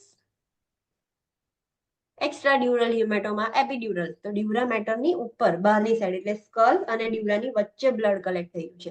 the most serious type of haematoma, epidural haematoma, forms rapidly and results from the arterial bleeding. Epidural haematoma ક્યારે થાય? એ બહુ સિરિયસ છે, બહુ સિરિયસ ટાઈપનું હિમેટોમા છે. ક્લાયન્ટને જે બી ઇન્જરી થશે સીધી, તો સ્કલ અને ડ્યુરા મેટરની વચ્ચે બ્લડ કલેક્શન થઈ જશે. અને બ્લડ કલેક્શન ક્યાંથી થયું? તો આર્ટરી રપ્ચર થઈ, એટલે આર્ટરી રપ્ચર થઈ તો એપિડ્યુરલ હિમેટોમા જોવા મળ્યું. The haematoma forms between the ડ્યુરા, અને રેપિડલી થઈ જશે બીકોઝ આર્ટરીનો ફ્લો કેટલો ફટાફટ ફ્લો થતું હોય એટલા માટે. The haematoma forms between the dura and the skull from a tear in the meningeal artery. Epidural એટલે ડ્યુરાની ઉપર જ હોય, તો સ્કલ અને ડ્યુરાની વચ્ચે એ હિમેટોમા બની જશે. કેમ બન્યું? બીકોઝ જે મેનિન્જિયલ આર્ટરી હતી, જે આર્ટરીઝ મેનિન્જસને સપ્લાય કરતી હતી, આર્ટરી રપ્ચર થઈ ગઈ છે, ટીયર થઈ ગઈ છે. It is often associated with temporary loss of consciousness followed by lucid period and then rapidly progresses to coma. આ કેમ સિરિયસ છે? બીકોઝ સાંભળીએ કે એ વખતે શું થશે, જેવું ક્લાયન્ટ પછડાશે અને એપિડ્યુરલ હિમેટોમા થઈ જશે ને, તો ક્લાયન્ટને કોન્શિયસનેસ પહેલા એકદમ જતી રહેશે, ક્લાયન્ટ ચક્કર ખાઈને પડી જશે. પછી ક્લાયન્ટ હોશમાં આવશે, ઊભું થશે અને પછી લ્યુસિડ પીરિયડ જોવા મળશે. લ્યુસિડ પીરિયડ એટલે શું કે ક્લાયન્ટ બધી જ એની એક્ટિવિટીઝ નોર્મલ કરશે, કશું જ નહીં હોય, બધાને એવું લાગશે કે ઓકે ઇન્જરી થઈ, પછડો 2 મિનિટ માટે બેભાન થઈ ગયું, મતલબ થોડાક પીરિયડ માટે, પછી હોશમાં આવી ગયું, પછી ક્લાયન્ટને કોઈ જ સાયરન સિમ્ટમ નહીં જોવા મળે, એકદમ કમ્પ્લીટલી કામ કરશે ક્લાયન્ટ, એ લ્યુસિડ પીરિયડ કહેવાય. અને ધેન રેપિડલી પ્રોગ્રેસિસ ટુ કોમા, અને પછી સડનલી ક્લાયન્ટ એકદમ મસ્ત હતું, હેલ્ધી થઈ ગયું તો એવું લાગશે, એકચ્યુઅલીમાં હેલ્ધી નથી થયું, પણ ક્લાયન્ટ હેલ્ધી થઈ ગયું તો એવું લાગશે, અને સડનલી પછી કોમામાં પ્રોગ્રેસ કરી જશે, તો પછી આપણે કશું જ નહીં કરી શકીએ, ક્લાયન્ટને બચાવી નહીં શકીએ. That's why it is serious. Epidural haematoma is surgical emergency. તમને ખબર પડે ક્લાયન્ટ પછડાયું છે અને જેવું તમને આઈડેન્ટિફાઈ થાય કે ક્લાયન્ટને એપિડ્યુરલ હિમેટોમા છે, ભલે ક્લાયન્ટ સ્ટેબલ છે, બીકોઝ આપણને ખબર છે કે એપિડ્યુરલ હિમેટોમામાં પહેલા કોન્શિયસનેસ જાય, પછી લ્યુસિડ પીરિયડમાં આવે, પછી ક્લાયન્ટ કોમામાં જ જતું રહેશે સીધું. ભલે ક્લાયન્ટ સ્ટેબલ છે, એ આપણા માટે સર્જિકલ ઇમરજન્સી છે, એ હિમેટોમાને આપણે રિમૂવ કરવું જ પડશે. Understood? Yes ma'am. Next is subdural haematoma. Subdural haematoma means dura મેટરના એટનોડ સ્પેસની વચ્ચે બ્લીડ થશે. યસ, ડ્યુરા મેટરની નીચે, સબ એટલે નીચે, તો નીચે તો એને નીચે એરેક્નોઇડ મેટર છે, એટલે એરેક્નોઇડ મેટરની પહેલા અને ડ્યુરા મેટરની નીચે, એટલે ડ્યુરા અને એરેક્નોઇડની વચ્ચે. Subdural haematomas forms slowly and results from venous bleed.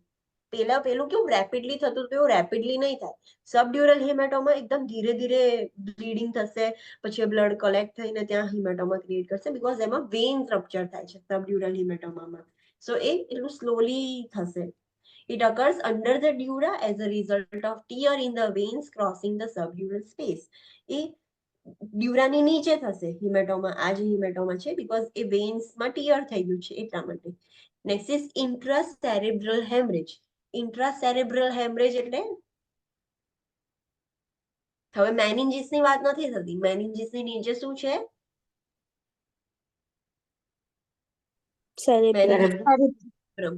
તો સેરેબ્રમની અંદર હવે બ્લીડિંગ થયું છે, નોટ ઇન ધ મેનિન્જીસ. હિમેટોમા મેનિન્જીસમાં થતું હતું, પણ હવે સેરેબ્રમમાં થયું છે. તો ઇન્ટ્રાસેરેબ્રલ haemorrhage occurs when a blood vessel within the brain ruptures, allowing the blood to leak inside the brain. બ્રેનની અંદરની, સેરેબ્રમની અંદર જે બ્લડ વેસલ્સ હોય એને બી તો બ્લડ સપ્લાય જોઈએ, તો એ અગર રપ્ચર થઈ જાય તો એની અંદર જે બધું પછી બ્લડ લીક થશે બ્રેનની અંદર, તો એને આપણે ઇન્ટ્રાસેરેબ્રલ હેમરેજીસ કહીશું. એ હાઇપરટેન્શનના લીધે બી થઈ શકે છે રપ્ચર, અને ઇન્જરી બહુ જ વધારે જ ફોર્સફુલ હતી કે છેક એ મેનિન્જીસ ક્રોસ કરીને સેરેબ્રલ સુધી અસર થઈ ગયું છે, એનો ઇમ્પેક્ટ પડ્યો છે, તો આર્ટરી રપ્ચર થઈ શકે છે સેરેબ્રમની અંદર, તો એ ઇન્ટ્રાસેરેબ્રલ હેમરેજ ક્રિએટ કરશે. સબએરેક્નોઇડ હેમરેજ. સબએરેક્નોઇડ હેમરેજ મીન્સ જ્યાં CSF હોય ત્યાં. યસ, એટલે એરેક્નોઇડની નીચે અને પાયામેટરની ઉપર. સબ એટલે નીચે જ હોય, કોઈ બી સ્ટ્રક્ચરની આગળ સબ લખ્યું હોય તો એ સ્ટ્રક્ચરની નીચે. A subarachnoid hemorrhage is bleeding into the subarachnoid space. It may occur as a result of head trauma or spontaneously, such as from a ruptured cerebral aneurysm. હેડ ટ્રોમાના લીધે પણ થઈ શકે છે, કાં તો એન્યુરિઝમ. એન્યુરિઝમ મીન્સ ડાયલિટેશન થઈ જાય. યસ, જે આર્ટરી છે એની વોલ્સ વીક થઈ ગઈ છે એટલે ડાયલેટ થઈ ગયું છે. પણ આ એન્યુરિઝમ ક્યાં થયું છે? પેલું આપણે જોયું હતું એ ક્યાં હતું? અઓર્ટામાં. યસ, એટલે અઓર્ટિક એન્યુરિઝમ હતું. આ ક્યાં થયું છે એન્યુરિઝમ? સેરેબ્રમ. બ્રેનમાં, એટલે એને સેરેબ્રલ એન્યુરિઝમ કહ્યું છે. હવે ક્લાયન્ટને ઓલરેડી સેરેબ્રલની આર્ટરી હતી એ ડાયલેટ થઈ ગઈ હતી, વીક હતી, અને તરત જ સ્પોન્ટેનિયસલી રપ્ચર થઈ ગઈ. તો સેરેબ્રલ એન્યુરિઝમના લીધે બી કાં તો ટ્રોમાના લીધે સબએરેક્નોઇડ હેમરેજ જોવા મળે છે, અને એ CSF ની જોડે મિક્સ થઈ જશે, મતલબ ત્યાં ઓલરેડી CSF છે અને બ્લડ છે, તો ત્યાં બ્લડ બી ફરતું થઈ જશે, ત્યાં હેમરેજ થશે, બ્લીડિંગ થશે. એટલે so this are the types of head injury.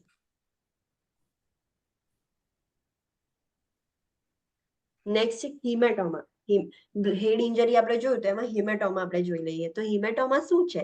A collection of the blood in the tissue that can occur as a result of subarachnoid hemorrhage or intracerebral hemorrhage. ક્યાંય બી bleeding થાય, હવે blood પડ્યું એ હિમેટોમા જ બની જશે, collect થશે એટલે blood ક્યાંથી નીકળી નથી શકવાનું બહાર, તો પછી હિમેટોમા બની જશે. તો collection of the blood in the tissue એ કેમ થયું બ્લડ કલેક્શન? બીકોઝ હેમરેજ થયું છે, સબએરેક્નોઇડ હેમરેજ, ઇન્ટ્રાસેરેબ્રલ હેમરેજ, કોઈ બી હેમરેજ થાય એ પછી પડ્યું હિમેટોમા થઈ જાય. અસેસમેન્ટ, જ્યારે બી હિમેટોમા થાય તો આપણે શું અસેસ કરી શકીએ? તો assessment findings depends on the injury. કેવી ઇન્જરી છે, કેટલી એક્સટેન્ટ સુધીની ઇન્જરી છે, એ પ્રમાણે અસેસમેન્ટ બી અલગ અલગ હશે. Clinical manifestation usually results from increase ICP. પહેલા તો શું થશે? ઇન્જરી થશે, ત્યાં આગળ સ્પેસ છે જ નહીં બ્લડ માટે કે હિમેટોમા માટે કેવું, પણ તો બી એ ફોર્મ થઈ ગયું છે તો એ બ્રેન પર પ્રેશર આપશે. તો પહેલા તો સાઇન શું જોવા મળશે? કે આઈસીપી ઇન્ક્રીઝ થશે.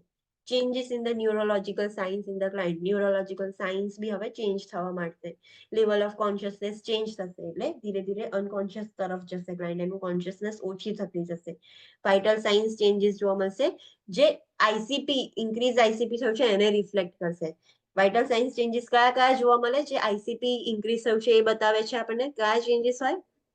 બીપી વધે છે, યસ. પલ્સ પ્રેશર વાઇડ થાય છે, હાર્ટ રેટ ઓછા થાય છે, અને હાર્ટ રેટ ઓછા થાય છે, ટેમ્પરેચર રેસ્પિરેશન બી વધે ઓછા. રેસ્પિરેટરી રેટ ઓછા થાય છે, અને બીજું ટેમ્પરેચર વધે. અને ટેમ્પરેચર વધે છે. આ બધા જ વાઇટલ સાઇન્સ ચેન્જ થશે, જે રિફ્લેક્ટ શું કરે છે કે ક્લાયન્ટનું આઈસીપી ઇન્ક્રીઝ થયું છે. હેડેક થશે, નોઝિયા થશે, પ્રોજેક્ટાઇલ વોમિટિંગ થશે, વિઝ્યુઅલ ડિસ્ટર્બન્સીસ જોવામાં થશે, પ્યુપિલરી ચેન્જીસ થશે, પેપિલેડીમાં થશે, આજુબાજુ એડીમાં થઈ જશે બધે આઈઝની આજુબાજુ. નકલ રિજિડિટી જોવા મળશે, પણ નકલ રિજિડિટી છે કે નહીં એ ડાયરેક્ટ ટેસ્ટ નહીં કરવાની. Not tested until the spinal cord injury is rule out. ક્લાયન્ટને હેડ ઇન્જરી થઈ છે, ફોર્સફુલી પછડાયું છે, તો ચાન્સીસ છે કે આ સર્વાઇકલ જે હોય એ બી ઇમ્પેક્ટ પડે એનું. તો જ્યાં સુધી તમે રૂલ આઉટ ના કરી લો કે સ્પાઇનલ કોર્ડ ઇન્જરી થઈ છે કે નહીં, ત્યાં સુધી નકલ રિજિડિટી ચેક નહીં કરવાની. સ્પાઇનલ કોર્ડ છે એ રિજિડ થઈ ગયું છે, સ્ટીફ થઈ ગયું છે, ચેક નહીં કરવાનું. મૂવ કરીશું તો વધારે જે વર્ટિબ્રાસ ડેમેજ થાય છે વધારે થઈ જશે. CSF drainage from the ear and nose. Fracture થાય સ્કલમાં કે કશું થાય તો નોઝમાંથી ને ઇયર્સમાંથી સીએસએફ લીક થવાનું સ્ટાર્ટ થઈ જાય. વીકનેસ એન્ડ પેરાલિસિસ બી જોવા મળે. પોસ્ચરિંગ જોવા મળે. પોસ્ચરિંગ એટલે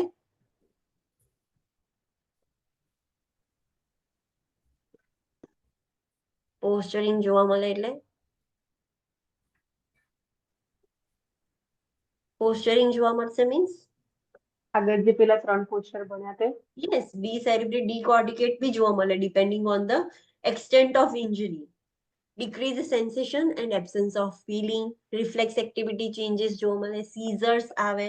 તો આ બધા અસેસમેન્ટ ફાઇન્ડિંગ છે કે બ્રેનમાં ડેમેજ થાય તો અમુક કોમન છે કે કશે બી ઇન્જરી થાય તો આ બધું થશે જ. સીઝર્સ આવશે, આઈસીપી ઇન્ક્રીઝ થશે, બ્રેનમાં ડેમેજ થાય એટલે પોસ્ચર્સ ખાસ જોવા મળે, વાઇટલ સાઇન્સ ચેન્જ થશે આઈસીપી ના લીધે.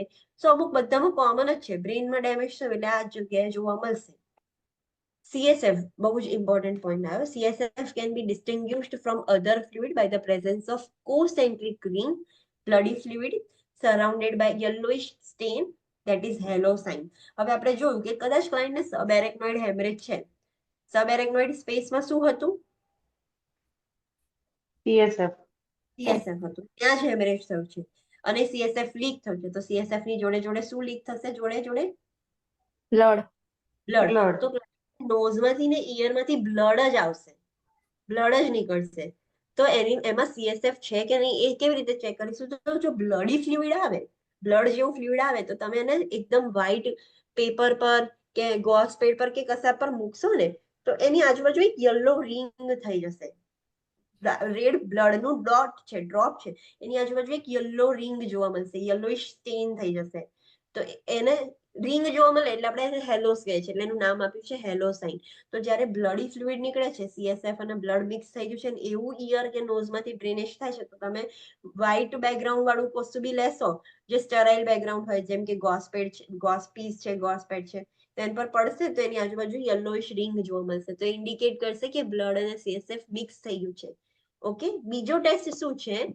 CSF also test positive for the glucose when tested using a strip test. Glucose test કરવાનો.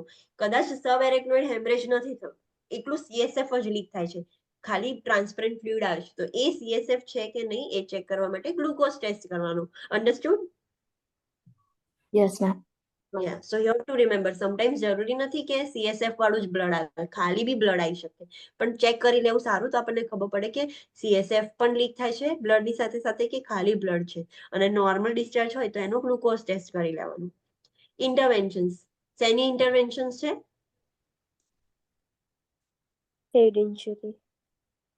શેની? હેડ ઇન્જરી. નો, હિમેટોમાની. ઓકે. હિમેટોમા અત્યારે આપણે સ્ટડી કરીએ છીએ કે હિમેટોમાના અસેસમેન્ટ સાઇન એન્ડ સિમ્ટમ્સ છે. હવે એમાં શું ઇન્ટરવેન્શન્સ કરવાનું? તો monitor respiratory status and a patent airway because increase carbon dioxide level can increase the cerebral oedema and again increase ICP. So એ ખાસ ધ્યાન રાખવાનું. Monitor neurological status and vital signs including temperature. Monitor for increase ICP.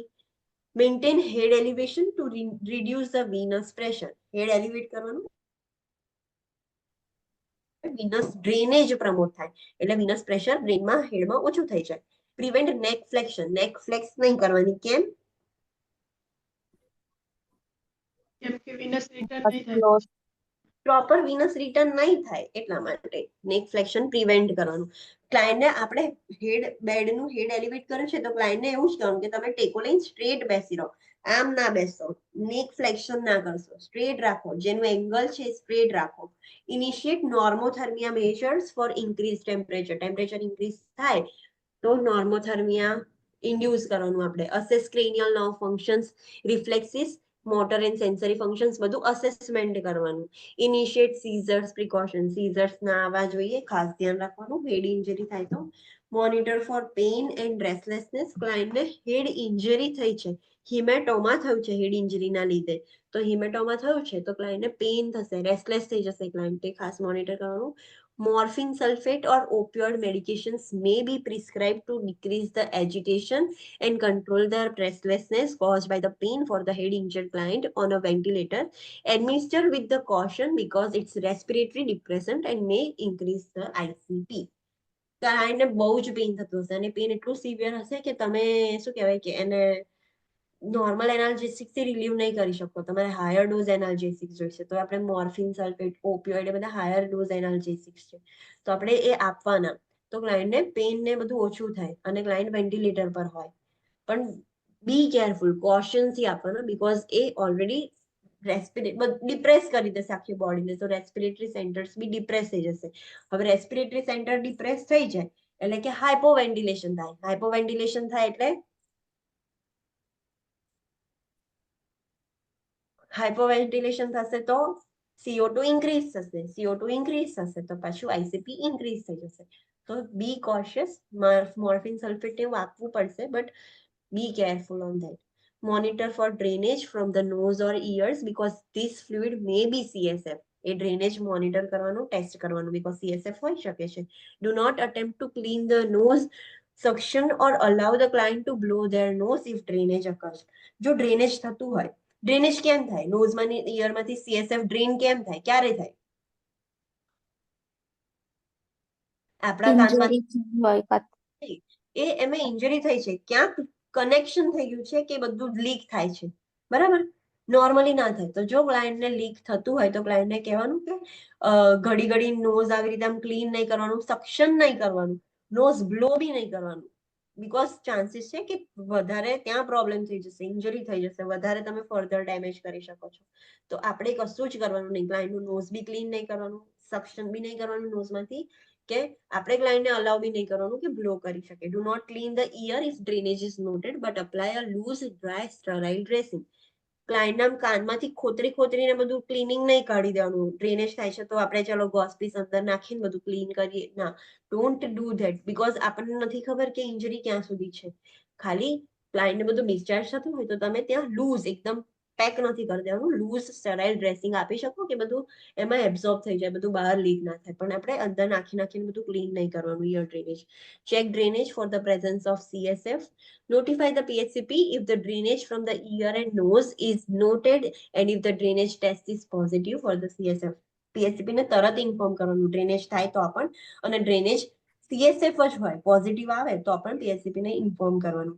Instruct the client to avoid coughing because this increases the ICP. coughing avoid કરવાનું because એના લીધે બી ICP increase થાય. Monitor for the signs of infection. Infection ના થાય ખાસ ધ્યાન રાખવાનું. Prevent complications of immobility. Client immobile થઈ જશે, હલશે જ નહીં, તેના લીધે કોન્ટ્રાક્ચર્સ થઈ જશે, બિલકુલ હલનચલન નહીં થાય તો ડીવીટી બી થઈ જશે. તો એ બધા કોમ્પ્લિકેશન્સ ના થાય ડ્યુ ટુ ઇમોબિલિટી, એ ધ્યાન રાખવાનું, એ પ્રિવેન્ટ કરવાના. Inform the client and family about the possible behavior changes that may occur, including those are expected and those are needed to be reported. Client છે ને એબનોર્મલી બિહેવ કરવાનું સ્ટાર્ટ થઈ જશે બીકોઝ એને હેડ injury થઈ છે, એને ખબર જ નથી એ શું કરે છે, શું બોલે છે. તો ફેમિલી મેમ્બર્સ છે ને ક્લાયન્ટને બી ઇન્ફોર્મ કરવાનું. એ લોકો જોઈ બી જશે કે આ શું થાય છે, તો કરવાનું કે બિહેવિયર ચેન્જીસ થશે, એ થાય તો અમુક એક્સપેક્ટેડ છે કે ઓકે આ બિહેવિયર આમાં જોવા મળે અને અમુક રિપોર્ટ કરવા પડે. તમારે આ વસ્તુ જોવા મળે તો તરત જ PSCP ને રિપોર્ટ કરવાનું કે ક્લાયન્ટ આવું બિહેવ કરે છે. તો અમુક રિપોર્ટ કરવાના અને અમુક એક્સપેક્ટેડ છે કે ઓકે અમુક behaviour due to head injury haematoma થશે જ. તો અમુક આર એક્સપેક્ટેડ અને અમુક has to be reported. So એ આપણે ઇન્ફોર્મ કરી દેવાનું. Okay, we can not continue આગળ, આખું કમ્પ્લીટ નહીં થાય બીકોઝ એનું બહુ જ લાંબુ છે. So any doubt till this topic? No division આજે આપણે જો અનકોન્શિયસ ક્લાયન્ટ. અનકોન્શિયસ ક્લાયન્ટ કોને કહેવાય, કેમ અનકોન્શિયસ થઈ ગયું છે, that we have seen. Assessment findings હોય કે જે બી અનકોન્શિયસ ક્લાયન્ટ હોય એમાં તમે શું ચેક કરી શકો. ઇન્ટરવેન્શન્સ એટલે કે જે અનકોન્શિયસ ક્લાયન્ટ છે એને તમારે કેવી રીતે ટ્રીટ કરવાનું, that we have scene. Next we have scene increase ICP એટલે કે ઇન્ટ્રાક્રેનિયલ પ્રેશર. ક્રેનિયમ ની અંદર જે કેવિટી છે સ્કલની અંદર, એ ક્રેનિયમમાં પ્રેશર ઇન્ક્રીઝ થયું છે. એના કોઝિસ જોયા કે કેમ ઇન્ક્રીઝ થાય છે. અસેસમેન્ટ ફાઇન્ડિંગ, જ્યારે બી ક્રેનિયલ પ્રેશર ઇન્ક્રીઝ થઈ જશે, ઇન્ટ્રાક્રેનિયલ પ્રેશર, તો તમને કયા ચેન્જીસ જોવા મળશે, that we have seen. Assessment findings આપણે જોયા. દેન ઇન્ટરવેન્શન્સ કે ઇન્ટ્રાક્રેનિયલ પ્રેશર ઇન્ક્રીઝ થઈ જાય તો આપણે શું કરવાનું, તો મેઇન તો આપણે વધારે પ્રેશર વધવા નથી દેવાનું, એ ધ્યાન રાખવાનું. આપણે એવા મેજર્સ લેવાના કે જેનાથી પ્રેશર વધે નહીં, એટલીસ્ટ જે છે નોર્મલ રહે. બીજું કે પ્રેશર ઓછું કરવા માટે આપણે ડાયુરેટિક્સ મેનિટોલ આપી શકીએ છીએ. ઇન્ટ્રાક્રેનિયલ પ્રેશર વધશે તો સીઝર્સ આવવાના ચાન્સીસ છે, હાઇપરથર્મિયા થશે. તો એના અકોર્ડિંગ ઇન્ટરવેન્શન્સ વિચારવાના કે તમે શું એવી વસ્તુ કરી શકો. તમને એક્ઝામમાં ઓપ્શન્સ આપ્યા હોય તો એ ઓપ્શન વાંચવાનું. હું અગર આ ઓપ્શન કરીશ, આ ટ્રીટમેન્ટ આપીશ તો ઇન્ટ્રાક્રેનિયલ પ્રેશર વધશે કે ઓછું થશે, એ વિચારવાનું. કે હું આ કરીશ તો વધશે, તો એ વસ્તુ એલિમિનેટ કરી દો. સેકન્ડ ઓપ્શન છે કે હું એ કરીશ તો ઓછું થશે, તો એને સાઈડ પર રાખો. થર્ડ ઓપ્શન વાંચો કે હું આ ઇન્ટરવેન્શન લઈશ તો એનું પ્રેશર વધશે કે ઓછું થશે, તો એ પ્રમાણે તમારે ક્વેશ્ચન સોલ્વ કરવાનો. તો એવું ઇટ ઇઝ નોટ પોસિબલ કે તમે બધા જ ઇન્ટરવેન્શન્સ લાઈન ટુ લાઈન યાદ રાખો, પણ તમે અન્ડરસ્ટેન્ડ કરી લો અને એક્ઝામમાં તમારી સામે ઓપ્શન્સ હોય તો તમે એ વિચારી શકો કે હું આ પરફોર્મ કરીશ તો વધશે કે ઓછું થશે, આ પરફોર્મ કરીશ તો વધશે કે ઓછું થશે. તો એના અકોર્ડિંગ તમે કરેક્ટ આન્સર સિલેક્ટ કરી શકો છો. મેડિકેશન્સ આપણે જોઈ તો એન્ટી સીઝર્સ આપવાના, not for treatment, for prevention. Antipyretics, muscle relaxants, blood pressure એટલે એન્ટી હાઇપરટેન્સિવ મેડિકેશન્સ આપવાની. સર્જરી આપણે શું કરી શકીએ કે જો CSF ફ્લુઇડ ઇન્ક્રીઝ થઈ ગયો હોય તો એક શન્ટ ક્રિએટ કરવાનું, that is ventriculoperitoneal shunt. અને બીજો શન્ટ આવે છે વેન્ટ્રિક્યુલો આર્ટિરિયલ શન્ટ. એમાં ડાયરેક્ટ હાર્ટના એટ્રિયામાં ડાયરેક્ટ કનેક્ટ કરવામાં આવે. તો બે ટાઈપના શન્ટ હોય છે. વેન્ટ્રિક્યુલો પેરિટોનિયલ શન્ટ શું છે, તો વેન્ટ્રિકલ્સ જે CSF હોય છે તો વેન્ટ્રિકલ્સ સીધું એક્સ્ટ્રા CSF પેરિટોનિયમમાં શિફ્ટ થઈ જાય.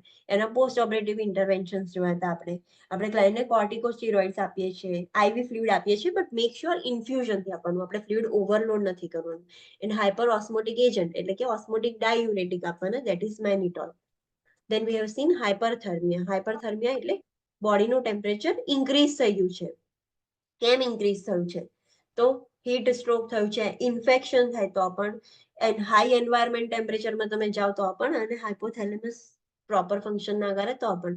અસેસમેન્ટ ફાઇન્ડિંગ, તો બોડીનું ટેમ્પરેચર વધી જશે, શિવરિંગ, નોઝિયા, વોમિટિંગ જોવા મળશે. એના ઇન્ટરવેન્શન્સ કે હવે ટેમ્પરેચર વધ્યું છે તો આપણે શું ધ્યાન રાખવાનું, શું વસ્તુ અવોઇડ કરવાની, શું પ્રિવેન્ટ કરવાનું, કેવી રીતે એને નોર્મલ કરવાનું, that we have seen. Inducement of normothermia, normal temperature તમે કેવી રીતે કરી શકો, કેવી રીતે એને ઇન્ડ્યુસ કરી શકો, તો એ આપણે જોયું.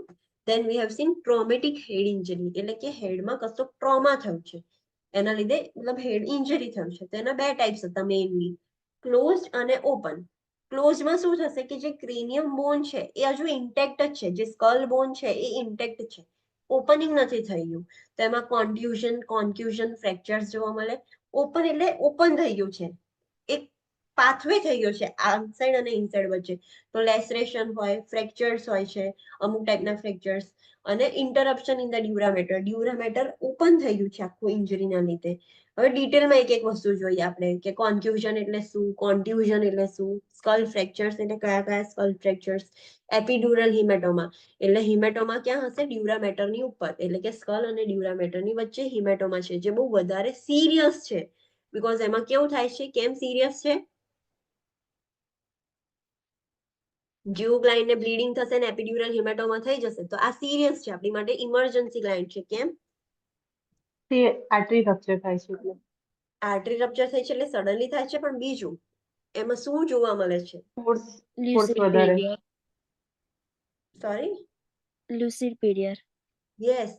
ક્લાયન્ટને પહેલા જેવું પડછડાશે, ઇન્જરી થશે ત્યારે ક્લાયન્ટ અનકોન્શિયસ થશે, પછી ક્લાયન્ટ હોશમાં આવશે અને એકદમ નોર્મલી ફંક્શન કરશે, બધું જ, કોઈ એનામાં બિહેવિયરલ ચેન્જીસ કશું જ જોવા નહીં મળે, એકદમ હેલ્ધી લાગશે. એટલે આપણને એવું લાગે કે ક્લાયન્ટ સ્ટેબલ છે અને સડનલી એ કોમામાં જતો રહેશે. તો ક્લાયન્ટને જેવી ઇન્જરી થાય આપણે એક વખતે સીટી એક્સરે ને એવું કરાવીને જોઈ લેવાનું કે ક્લાયન્ટને એપિડ્યુરલ હિમેટોમા છે, તો પછી તરત જ સર્જરી કરવાની રાહ નહીં જોવાની, ભલે એ સ્ટેબલ છે. Then we have seen subdural. Subdural એટલે ડ્યુરામેટરની નીચે, એટલે એરેક્નોઇડ અને ડ્યુરામેટરની વચ્ચે હિમેટોમા થયું છે, હેમરેજ થઈ ગયું, ત્યાં બ્લડ કલેક્ટ થઈ ગયું એટલે હિમેટોમા થઈ ગયું. ઇન્ટ્રાસેરેબ્રલ હેમરેજ એટલે કે સેરેબ્રમ, બ્રેનની અંદર હવે કોઈ આર્ટરી કે vessel, blood vessel, artery, vein rupture થઈ ગઈ છે, તો એમાં અંદર લીકેજ સ્ટાર્ટ થઈ જશે. અને સબ એરેક્નોઇડ હેમરેજ, તો એ સબ એરેક્નોઇડ જ્યાં કોઈ વેસલ હોય છે ત્યાં આગળ રપ્ચર થાય હેડ ટ્રોમાના લીધે, કાં તો સેરેબ્રલ એન્યુરિઝમ એટલે કે જે આર્ટરી છે જે બ્રેનમાં સપ્લાય કરે છે એ વીક થઈને ડાયલેટેડ જ હતી ઓલરેડી અને એ રપ્ચર થઈ ગઈ, તો એના લીધે સબ એરેક્નોઇડ હેમરેજ થાય છે. બધું બ્લડ સબ એરેક્નોઇડ સ્પેસમાં જતું રહેશે અલોંગ વિથ ધ CSF. પછી ફર્સ્ટ આપણે જોયું હિમેટોમા. હિમેટોમા એટલે શું છે? તો હિમેટોમા એટલે કે બ્લડ કલેક્શન થઈ જાય, હેમરેજ થાય, પછી એ બ્લડ ત્યાં કલેક્ટ થઈ જાય એટલે હિમેટોમા થઈ જાય. બ્લડની કાઇન્ડ ઓફ ગાંઠ આપણે કહી શકીએ કે બ્લડની ગાંઠ થઈ ગઈ છે. અસેસમેન્ટ જોયું કે જે બી ક્લાયન્ટને હિમેટોમા થાય તો શું અસેસમેન્ટ ફાઇન્ડિંગ્સ આપણે જોઈ શકીએ. Then main important point we have to remember was what? CSF check કરવાનો. અગર સબ એરેક્નોઇડ સ્પેસમાં બ્લીડિંગ છે અને એ CSF લીક થાય છે તો એ CSF કેવું હશે? યલોઇશ સ્ટેન વાળું હેલો રિંગ ફોર્મ થશે. બ્લડી ડિસ્ચાર્જ આવશે. એટલે તમને એવું લાગશે કે ક્લાયન્ટને બ્લીડિંગ થાય છે, પણ એમાં CSF મિક્સ છે કે નહીં તો તમે શું ચેક કરશો, એ કેવી રીતે ચેક કરશો? કોઈ બી white halo tissue, white background ઉપર white એને visualize.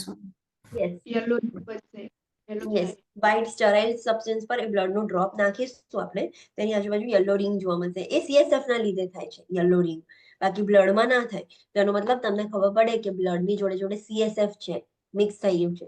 અને ખાલી ક્લિયર ડિસ્ચાર્જ હોય, ક્લિયર ડ્રેનેજ, તો કેવી રીતે ચેક કરવાનું? ગ્લુકોઝ ટેસ્ટથી. Yes, so remember that. પછી આપણે ઇન્ટરવેન્શન્સ જોઈએ કે ક્લાયન્ટને હિમેટોમા થઈ જાય તો આપણે શું કરવાનું, ઇન્ટરવેન્શન્સ. ફર્સ્ટ ઓફ ઓલ તો હિમેટોમા થાય એટલે આપણે તો રિમૂવ કરવાનું આપણે ગોલ હોય, પણ તરત તો રિમૂવ નહીં કરી દઈએ, તો બીજી બધી જોડે જોડે ઇન્ટરવેન્શન્સ આપવું પડશે ને. ઇમરજન્સી ટ્રીટમેન્ટ કરીશું આપણે, ઇમરજન્સીમાં સર્જરી કરીશું, પણ એના ત્યાં સુધી શું ટ્રીટમેન્ટ આપવાની, તો ઇન્ટરવેન્શન્સ આપણે બધા જોયા હતા. ઓકે, દેન ક્રેનિયોટોમીથી આપણે કાલે જોઈશું. Any doubt in this? No, કાલે નહીં, Monday. Any doubt in this? No No, મેમ. ma'am. Okay, so see you on Monday at 9 a.m. Thank you, ma'am. Yes, અને કાલે વેબિનાર છે, તો જે બી અટેન્ડ કરવાના છે એમને લિંક આજે મળી જશે વેબિનાર અટેન્ડ કરવા માટેની zoom link. Ma'am Okay. Registration કરવાનું હતું એ જ ને જેમાં તમે સોરી, રજીસ્ટ્રેશન કર્યું હોય એ લોકોને મળી જશે ને, એવું પૂછે છે. હા, જે લોકોએ રજીસ્ટ્રેશન કર્યું હશે એમને મળશે લિંક. ઓકે, હા, Yes, thank ma'am. You. Thank you. Thank you.